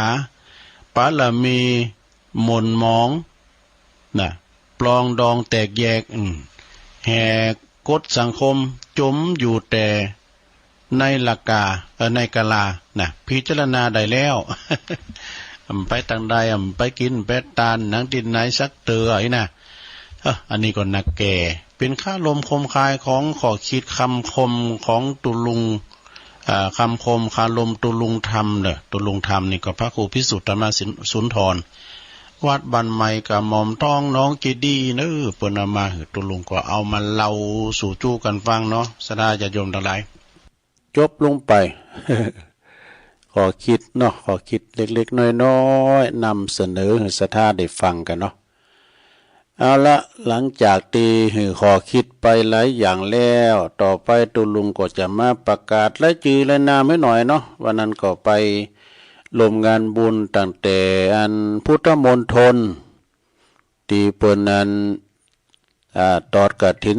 350 วัดก็ไปปะญาติโยมเปิ้นก็ทำบุญมาก็มีแม่น้อยอินยาศรีจากจังหวัดลำปางบนเด้อรวมทำบุญให้ตุลุง100 บาทแม่เพ็ญณลำพูนแม่เพ็ญเนี่ยอยู่ละปูนรวมทำบุญมาแถม100 บาทเด้อขอบคุณแล้วก็มีปอป๋าแม่ศรีพันธ์คำจันทร์บ้านทรงแควก็มาพบมาปะกันในงานบุญนะในงานบุญนั้นที่พุทธมณฑลงานกฐินโต๊ะข้างแถม100 บาทเด้อปอป๋าแม่ศรีพันธ์คำจันทร์บ้านทรงแควแล้วก็แม่พัฒนันแท้ตั้งวิจิตรไพศาลก็รวมทำบุญมาแถมก็ขอบคุณนะแล้วก็มีบ้านทุ่งเรดิโออันนี้ไปปุ้นไปคุณแปะไปด้วยกันไปรถตู้พวกนั้นเบิกก็หอมบุญไหม บ้านทุ่งเรดิโอคืน FM 89.50 เมกะเฮิรตซ์นะปออุดมแม่เทียมวันพุทธวงศ์ก็รวมทำบุญมาแถม1 ซองแล้วก็แม่อมราวงแหวนแม่อมราก็รวมทำบุญมา1 ซองเด้อเปิ้นอยู่พุ่นพนนไม่อยู่มั้งฮะเนาะแล้วก็มีแม่จันเรือนใสเวงตาการเด้อก็ไปพุทธศรีคีรีตัวกันไปตอดกฐินที่พุทธศรีคีรีอาจารย์วรรณชัยโอ้วันนั้นไปป้าใส่แม่อุ้ยหมอนเป้งกันเนาะแม่อุ้ยหมอนเป้งเฉิดโฉมนี่นะ อาจารย์พระครูว่าอายุมันเก่า15 ปีวะแต่เดียวใดไปปิ้นอยู่เนาะอยู่บ้านห้วยโจก็เนาะห้วยโจบ้านแม่จันดงพรมกันน่ะโอ้อันนั้นก็แข็งแรงอยู่เด้อแข็งแรงอยู่แม่จันเลื่อนสายเวงตาการรวมทำบุญตานไว้ไปหน้าตุลุงแถม1 ซองเนาะตอนนั้นก็มีแม่เดือนเพ็ญทิมวางบ้านน้องหาน้ำบ่อหลงสันปัดต้องรวมทำบุญมาทำ100 บาทเนาะแล้วก็มีทวีแสงจันทร์ใจสิทธิ์พร้อมลูกหลานตาบ่าโอเนอะนี่นะตาบ่าโอก็ปนฝากทั้งผู้กองชัยพรพิมพ์สมุทรมาเนาะโอ้วันนั้นก็ผู้กองก็มาช่วยพิมพ์ประชาสัมพันธ์ที่บุญดอยคุณแปะบนเนอพุทธศรีคีรีนะงานตอดกฐินที่วัดของอาจารย์วรรณชัยชยานันโทก็คุณก็มานักมาหลายอยู่เนาะชาดาก็ไปปะนะ อันนี้ก็แม่อัมพรโลหะนี่เป็นวังดินวันนั้นน่ะหลังอำเภอลีนะลมทำบุญมาแถม200 บาทเนาะสาธุเนอเปิดมากับปดมปออุดมแม่อัมภัยเชษฐงนะฮะอันนี้ก็เมืองลีเหมือนกันเนอเปิดมาโดยการขอแถมแล้วก็กันเตตุลุงยองในแม่แก้วมณีหารโอ้อันนี้พี่น้องเรามาโค้งบนเนอแม่แก้วนี่นะแม่แก้วมณีหารก็เรามาโค้งก็อยู่อำเภอบ้านโฮงลำพูนนะแม่บุญทวีตาออดก็ไปปักกันบุญดอยคุณแปะ แม่บุญทวีก็รวมระบุญกับตุลุงน้ำเพื่อพระบนเด้ออำเภอบ้านโฮงกันเตตุลุงแถมนะโมทนาแล้วแต่ว่านี่ก็ไปรวมทำงานทำบุญรวมทำบุญครับมันตอดกฐินที่วัดแม่ห้องไคร้ของท่านพระครูชลทานพิทักษ์ ตีตุลุงแดงก็ไปป้ากับครูบาอาจารย์ ไปไหวไปสาในเมตตาบารมีธรรมอาจารย์พระครูชลทานพิทักษ์นะเจ้าของงานเจ้าของวัด เจ้าอาวาสเอาปณิมนต์เจ้าหลายเหมือนกันเด้อก็มีเมตตาบารมีธรรมหลวงปู่เนาะท่านพระครูปฏิภาณธรรมทินตุลุงดอย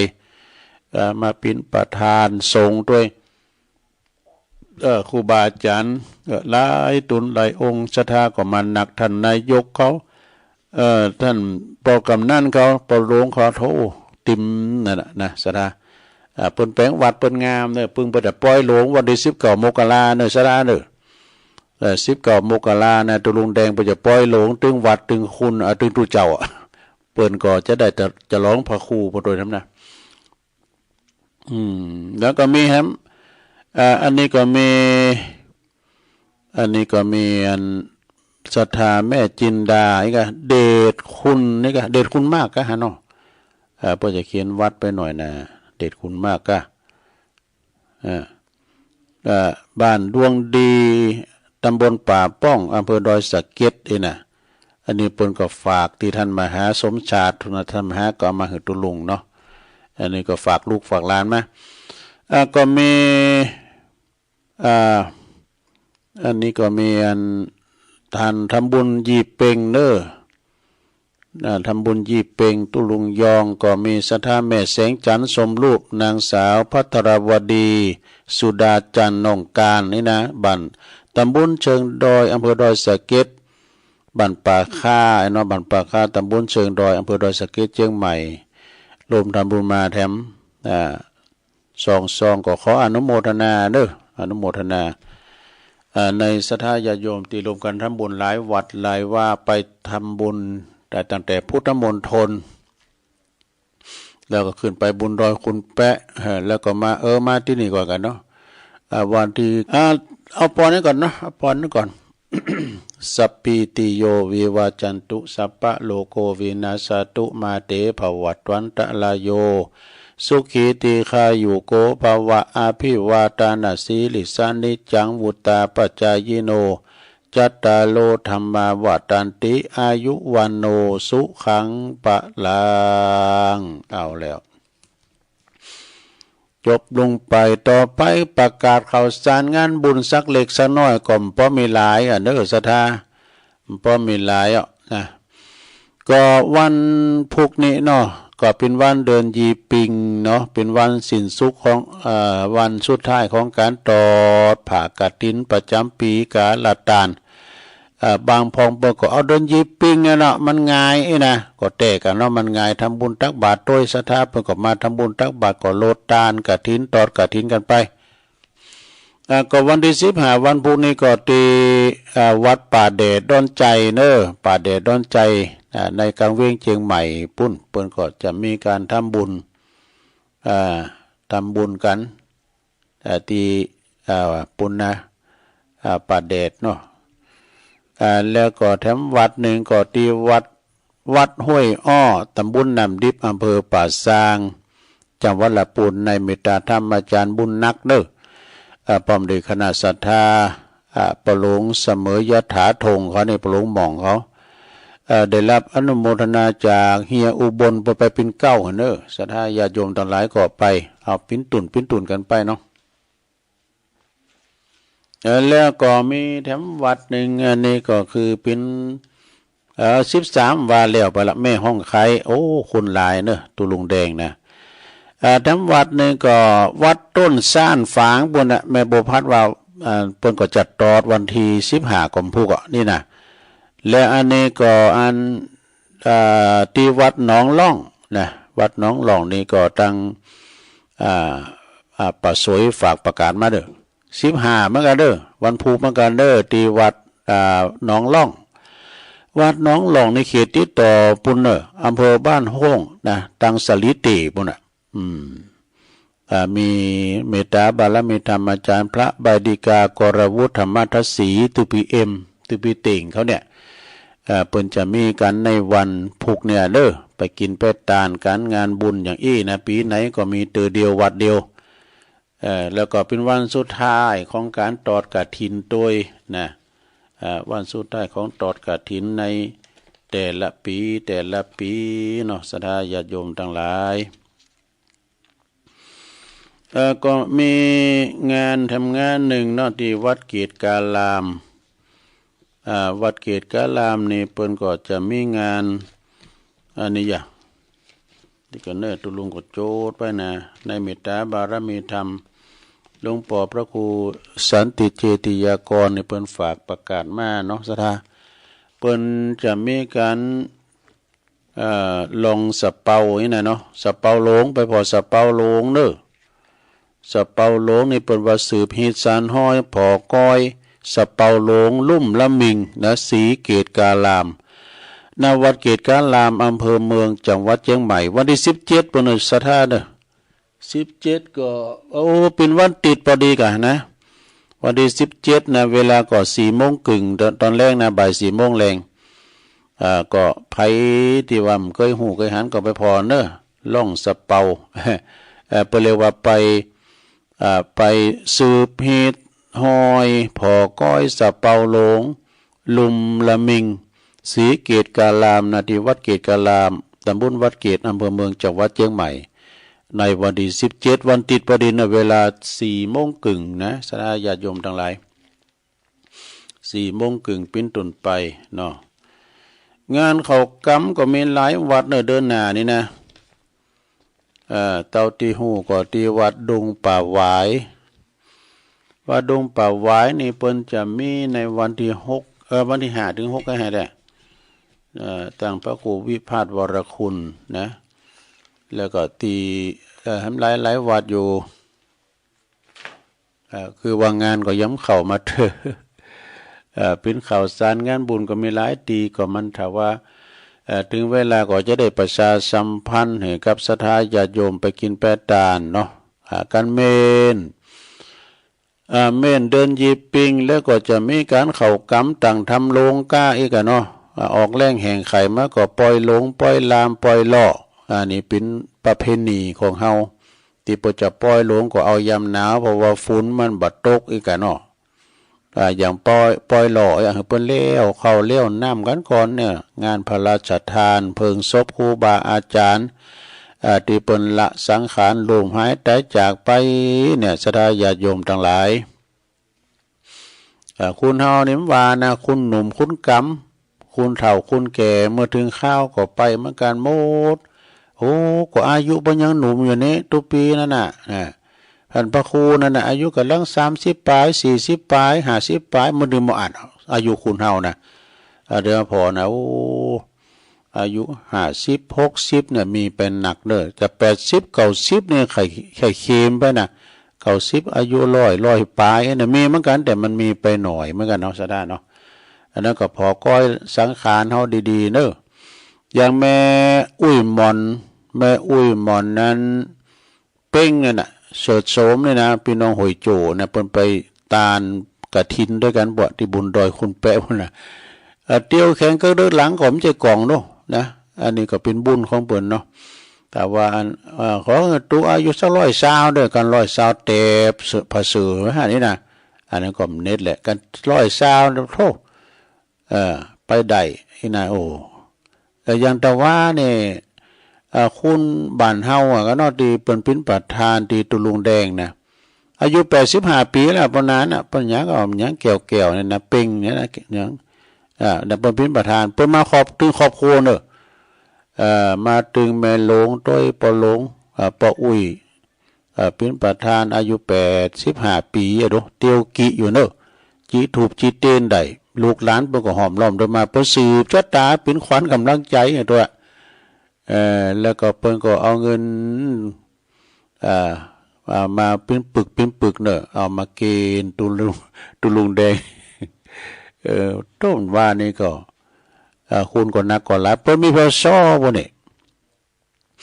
มีละอ่อนนักเล่นมาฟ้อนมาลำกันแห่รอบตังอันตุปีพระครูบดิกาสุเมธเนาะตุปียุ่ยก่อนนำตังขบวนเต้นนี่นะตังขบวนแล้วรอบวิหารเอาให้รอบนึงแล้วก็เข้ามากดตานกันนี่กะโอ้ว่าก็โมนะคุณก็ลงก็ลายตัวนะฉันเพศแล้วก็ปากันปิกหมายความว่าตัวลุงกับตัวปีวันใหม่ไปเป็นตัวแทนเนี่ยเนาะท่านพระครูผมได้ไป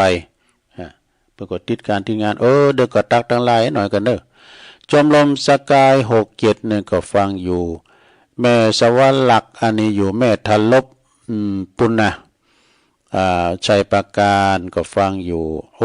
จังซอก็มาเฮ้ยแม่สายพินกัลยาตรงสารดอนใจกับวิชาตุลงเจ้าฟังอยู่เน้ออันนี้โยมจากบ้านดอยน้อยหนองหานสันทรายดอยน้อยพัฒนาบุญนะฟังอยู่อันนี้ยงยุทธมานีวันฟังจากบ่อเหี้ยวลำปางครับฟังชัดเจนดีบุญญาวาดแม่ครูธัญญากศนนะกศนกลางเวงเจียงใหม่แม่ครูก็กินต้านที่ไหนก็ไปเปิ้นก็เป็นอุบาสิกาจำศีลภาวนาอยู่ที่วัดพระสิงห์บุญนะอันนี้โยมจากบกก้างสันกำแพงเด้อนะแล้วก็มีบุญส่งจากลำปางไวสารจอมหยุด2แผ่นดินเด้อเจริญปอนเด้อจอมหยุดเด้อจอมยุทธ2แผ่นดินตักมาตังลายแล้วก็แม่สลินทิพย์บุญเลิศฟังปุ้นอยู่กรุงเทพแม่น้องก็ฟังอยู่อันนี้โยมยุพินหอมอลาปีน้อยฟังจากนาสารกลางเด้อแม่โยกชัดเจนดีสำหรับวัดคืนฝายหินแม่หลงสายฝนจันกุลนะพี่น้องไหลปิ้งน้องผ่าขาวเด้อก็ฟังอยู่แม่หลงสุมาลังกาพินอันนี้เปิ้นอยู่น้องหาปาหาดเมืองจีบุญเด้อปาหาเมืองจีฟังตุลุงอยู่เจ้าก็ยินดีโดยเนาะแม่อาลีตนเปาสันกำแพงก็ฟังอยู่นะแม่จงดีเนอะแม่จงดีเชื้อกันทาเดี๋ยวก่อนนะหลวงพ่อกฤษอันแม่จงดีประกาศไว้สาเจ้าตุลุงวันนี้วัดม่วงคำห้วยบอนตำบลเวียงอำเภอเพิ่งจะทอดกฐินโต๊ะค้างเจ้านะเพิ่งจะทอดกฐินโต๊ะค้างเมืองฝางเนาะเมืองฝางก็วัดเทพอำนวยป่าบุงตำบลเวียงฝางแม่คะเน้อเพิ่นก็จะมีการตอดกฐินวันที่15เหมือนกันนะสดาวันที่15เหมือนกันเด้อแม่จงดีฝากประกาศมาปหลงสุเมธเด้อแก่เก่าฟังอยู่เด้อเนี่ยแก่เก่าก็ฟังอยู่อันนี้ปอบุญธรรมชัยกาดเด้อหมูเปิงก็ฟังอยู่ปอบุญธรรมชัยกาดแล้วก็บ้านไร่พูนผลด้วยเนี่ยบ้านไร่พูนผลก็ฟังอยู่นะอันนี้เป็นการที่ว่าตักมาตั้งลายเปิ่นว่าตักตั้งลายเด้ออันตุลุงอันผมถึงโทรบัดตันเปิ้นนี่นะ ตักตั้งลายสิ้นสุดของการตักตั้งลายเรียบร้อยตอนนี้ก็จะได้เป็นบรรยากาศเนาะเป็นบรรยากาศในสดาเฮาได้โทรกันมาตักหน้าไม้ตักใต้ตั้งหน้าไม้นะแจ้งผลการรับฟังกวันรับกันไปแล้วจ้าอีเนาะ สายแรกเข้ามาเนี่ยมาติ๊กๆนี่นะเจริญปอนมาตรการครับหลวงพ่อกิจหลวงพ่อกิจครูบามาจากกรุงเทพ อืมกฐินอ๋อตอนนี้ก่อนครับครับผมไหวสาครับหลวงพ่อกิจในพุทธอุทยานปางโม่บนเด้อครับแม่อาบุญเจงดาวเนาะเจริญปอนเจ้ากาไหว้สาเจ้าหรือทำ2 วันสมมุติกาลตาลแล้วนะเจ้าเนาะแต่ว่ายายคิดคนใหม่นะเจ้าตำนานตาลทั้งผัดตีดนะเจ้าจากเราตำนานตาลทั้งผัดตีดตาลกันเป็นหีดสืบมาได้มีลมหลวงปัดทางเมกาก็ตกลงมาคงคาเมนำเพราะบารมีบ่มีสุขต่ำไหลไปตามน้ำคงคาไข่ใบที่1เมไก่เมตาก็เก็บไข่มากพกไว้บ่ละเกิดเป็นมนุษย์กะกุสันทะตั้งชื่อว่าอันเลนาไข่ใบที่2พญานาคาก็เก็บไข่มาดูแลบ่ละก็ตั้งชื่อว่าโกนาคัมมนะทับยานาคเจ้าเลี้ยงมาไข่ใบที่3ไหลตามคงคาเต่าก็เก็บมาเลี้ยงไว้เกิดเป็นมนุษย์เต่าก็ดีใจก็ตั้งชื่อไว้ว่ากัสสปะเลี้ยงดูอย่างดีบ่มีทิ้งละจนกัสสปะเติบโตไข่ใบที่4ก็เป็นแมโงก็ชื่อว่าโคตมะเนเจ้าองค์ปัจจุบันไหวสากับเก่าถึงวันคำเจ้าเนินนายเจ้าวันถูกบางตอนหนึ่งเนเจ้ากำยองวันละกำเนเจ้ากำมันนักแก่เนเจ้าภาษาไทยแปลว่าแย่มากเนเจ้าแล้วก็แถมกำหนึ่งเจ้ากำมาเตี้ยวกิเนเจ้าภาษาไทยแปลว่าเดินคล่องเนเจ้าไหวสาเจ้าเจริญปอนไหวสาเจ้าตุลุงชัดเจนดีเนาะชัดเจนดีเจ้าสาธุสาธุเด็กเจ้าและเจ้าแม่พิมพ์ปาเดชเจริญปอนแกไม่สาเจ้าตะหลวงไทยปากกาหนองบัวเจ้าฟังพระดานิดมชัดเจนดีนะเจ้าฟังแต่แรกเลยกะเจ้าฟังออนไลน์มันได้เฮ้ยมันฟังวิทยุขึ้นดังได้ตุลุงเตะขอมมันได้ยินนะฟังแต่กฐินเป็นวันใดเมียกะวันพุธกฐินวันพุธยินดีเด้อสาธุไอ้สาเจ้าวันพุธนี่มีหลายตีเหมือนกันเนี่ยวันเดินยีปีกเนี่ยนะเจริญปอนไหวสาครับโอ้หลวงพ่อมานิดเต็มว่าก็ป้ากันแต่กะตุปีสมเพชรนั่งสานข้าวด้วยกันอยู่เนาะแล้วมาคนเดียวฮะมากันมาปูดแดงมันเปื้อกับหูอ่ะบุญทรงยุ่งคือป้ากันที่วัดในของไข่ลุงก็เดินทางถึงวัดจัดเจ้าสวาเนาะครับโอ้เป็นม่วนเป็นงันเนอเนาะได้บุญด้วยอิ่มต้องอิ่มตาด้วยเนาะคุณลายด้วยเนาะคุณลายด้วยโอ้โหบุญคำบุญจูทุกคนที่ไปที่งานต่อกฐินวัดไปของใคร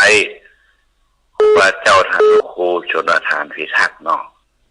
ต้องพ่อปฏิภาณธรรมทินก็แข็งแรงอยู่เนาะตุลุงดอยได้ครับโอ้คนเดินเหินได้สบายหัวเขาเราจะไปก่อนปวดเดี๋ยวเนาะ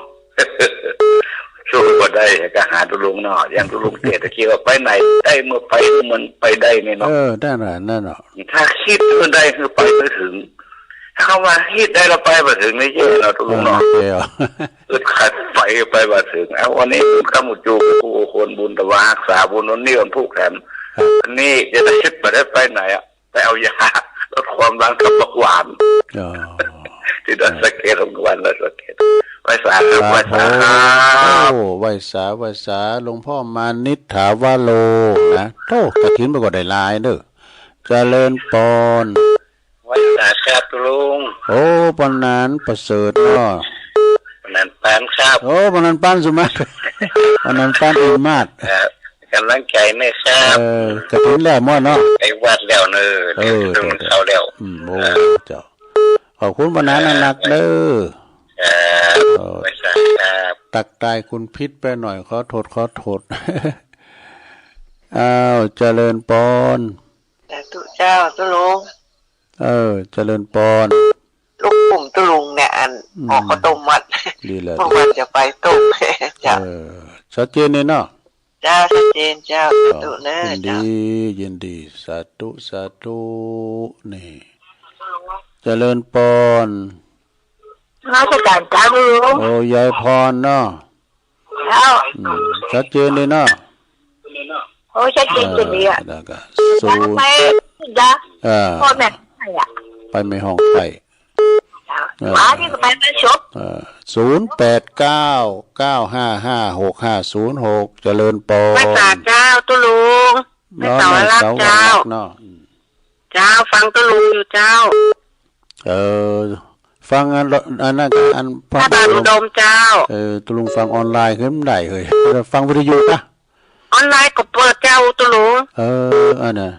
ตุลุงก็เสกพอหมดอ่ะต้องแม่เจียมก็จังก้าเนี่ยได้ดังไอ้น่ะเจ้าออนไลน์อยู่เจ้าตั้งแต่ตุลุงครั้งแรกนะเจ้าโอ้ดีเลยก็เจ้าแต่ฟังพระบาทอุดมเจ้าเจ้าไว้สาเจ้าตุลุงสาธุ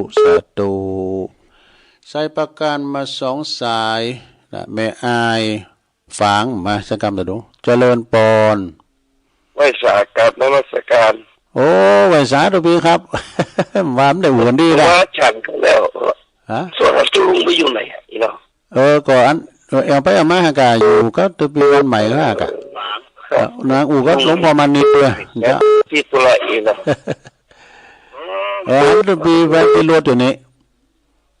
ไปติโลดหันตัวปีไปติโลด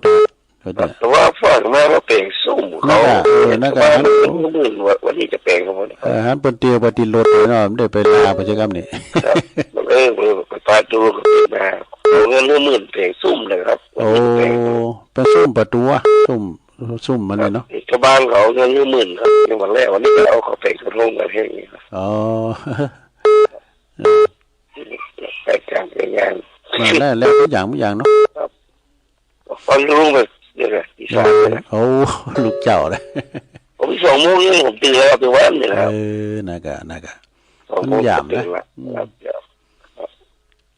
ขอบคุณครับไปอยู่กันอยู่ครับไหวสาครับอาจารย์พระอาจารย์สมเพชรปัญญาโนเนอวัดป่าไผ่บ่อทองเนาะเพิ่นดูแลครูบาตัวนะครับเจริญปอนไปสาครับตัวลุงโอ้ปนานประเสริฐยอดตักพิษมาหน่อยนี่ตัวจริงเสียงจริงมาละครับ2 รอบ 3 รอบที่3ที่ได้ชัดเจนดีนะครับตัวลุงครับของที่เขาไม่รู้นะครับ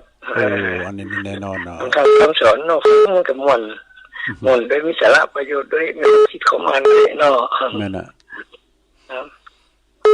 อันวันนั้นทำเรื่องใจน้ำใสแล้วแม่เขาฟังทำในใจฟังใจเขาก็เรื่องหนุ่มยังดีก็ใช่กันกำลังใจตัวลุงนะครับขอบคุณมากนะต่อไปเลยแกลูกแกหลานบอกต่อไปครับขอทุกมดแต่พอดีนะครับหนาวอยู่นอกดีนี่เนาะหนาวอยู่ครับสาธุสานะครับนี่สาธุครับผู้ก่อมาทำอยู่เนอะผู้ก่อวันศุกร์เจริญปอนเจ้าตุลุงอยู่ตอนใดจ๊ะแม่ฟังจากเมืองเป้าเนอะเจ้าโอ้เป็นน้องเมืองเป้ามาแล้วเจ้าบ้านหนองปามันแม่บุญไรพงหนองปามันเนาะก่อนอาจารย์ประเสริฐปวโรเนาะวัดหนองปามันครูบาประเสริฐฟังเจ้าแล้วเนาะยินดีบุญรักษานะแม่เด้อสาธุเมืองเป้านี่ก็ฟังกันอยู่เนาะเลยทำสักสาย2 สายได้อยู่0899556506นะก็วันนี้ภัยมีทิศทางบุญทางใดก็ไปอนุโมทนาบุญกันเนาะศรัทธาญาติโยมทั้งหลายสายสุดท้ายบุกปักกันทำเนาะเจริญปอนเจ้าแกไว้สาเจ้าโอ้แม่สายพินจังโซมาปิดท้ายเอาให้หน่อยนี่จ้าฟังอยู่เนอะกำลังใจตรงเนอะ ยินดีอ่ะยินดีอ่ะ เจ้ากับไหว้สาเจ้าขอบคุณนะลุงนะเดี๋ยวผู้ก็มาเจ้าหน่อยมาซอเด้อผู้ เจ้ายินดีสาธุสาธุสาธุเจ้าวันพุกก็มาปะกันแถมศรัทธาญาติโยมทั้งหลายวันนี้ก็สมควรเวลาที่ตุลุงจะได้นำรายการจากลาศรัทธาไปก่อนเนาะผิดพลาดประการใดสุมาอภัยเน้อสับเตก็ผิดพลาดประการใดก็สุมาอภัยโดยเดี๋ยวฟังรายการอื่นเป็นมารออยู่ฐานแล้วเนาะจัตตาโลธรรมาวัฏฏันติอายุวันโนสุขังปลา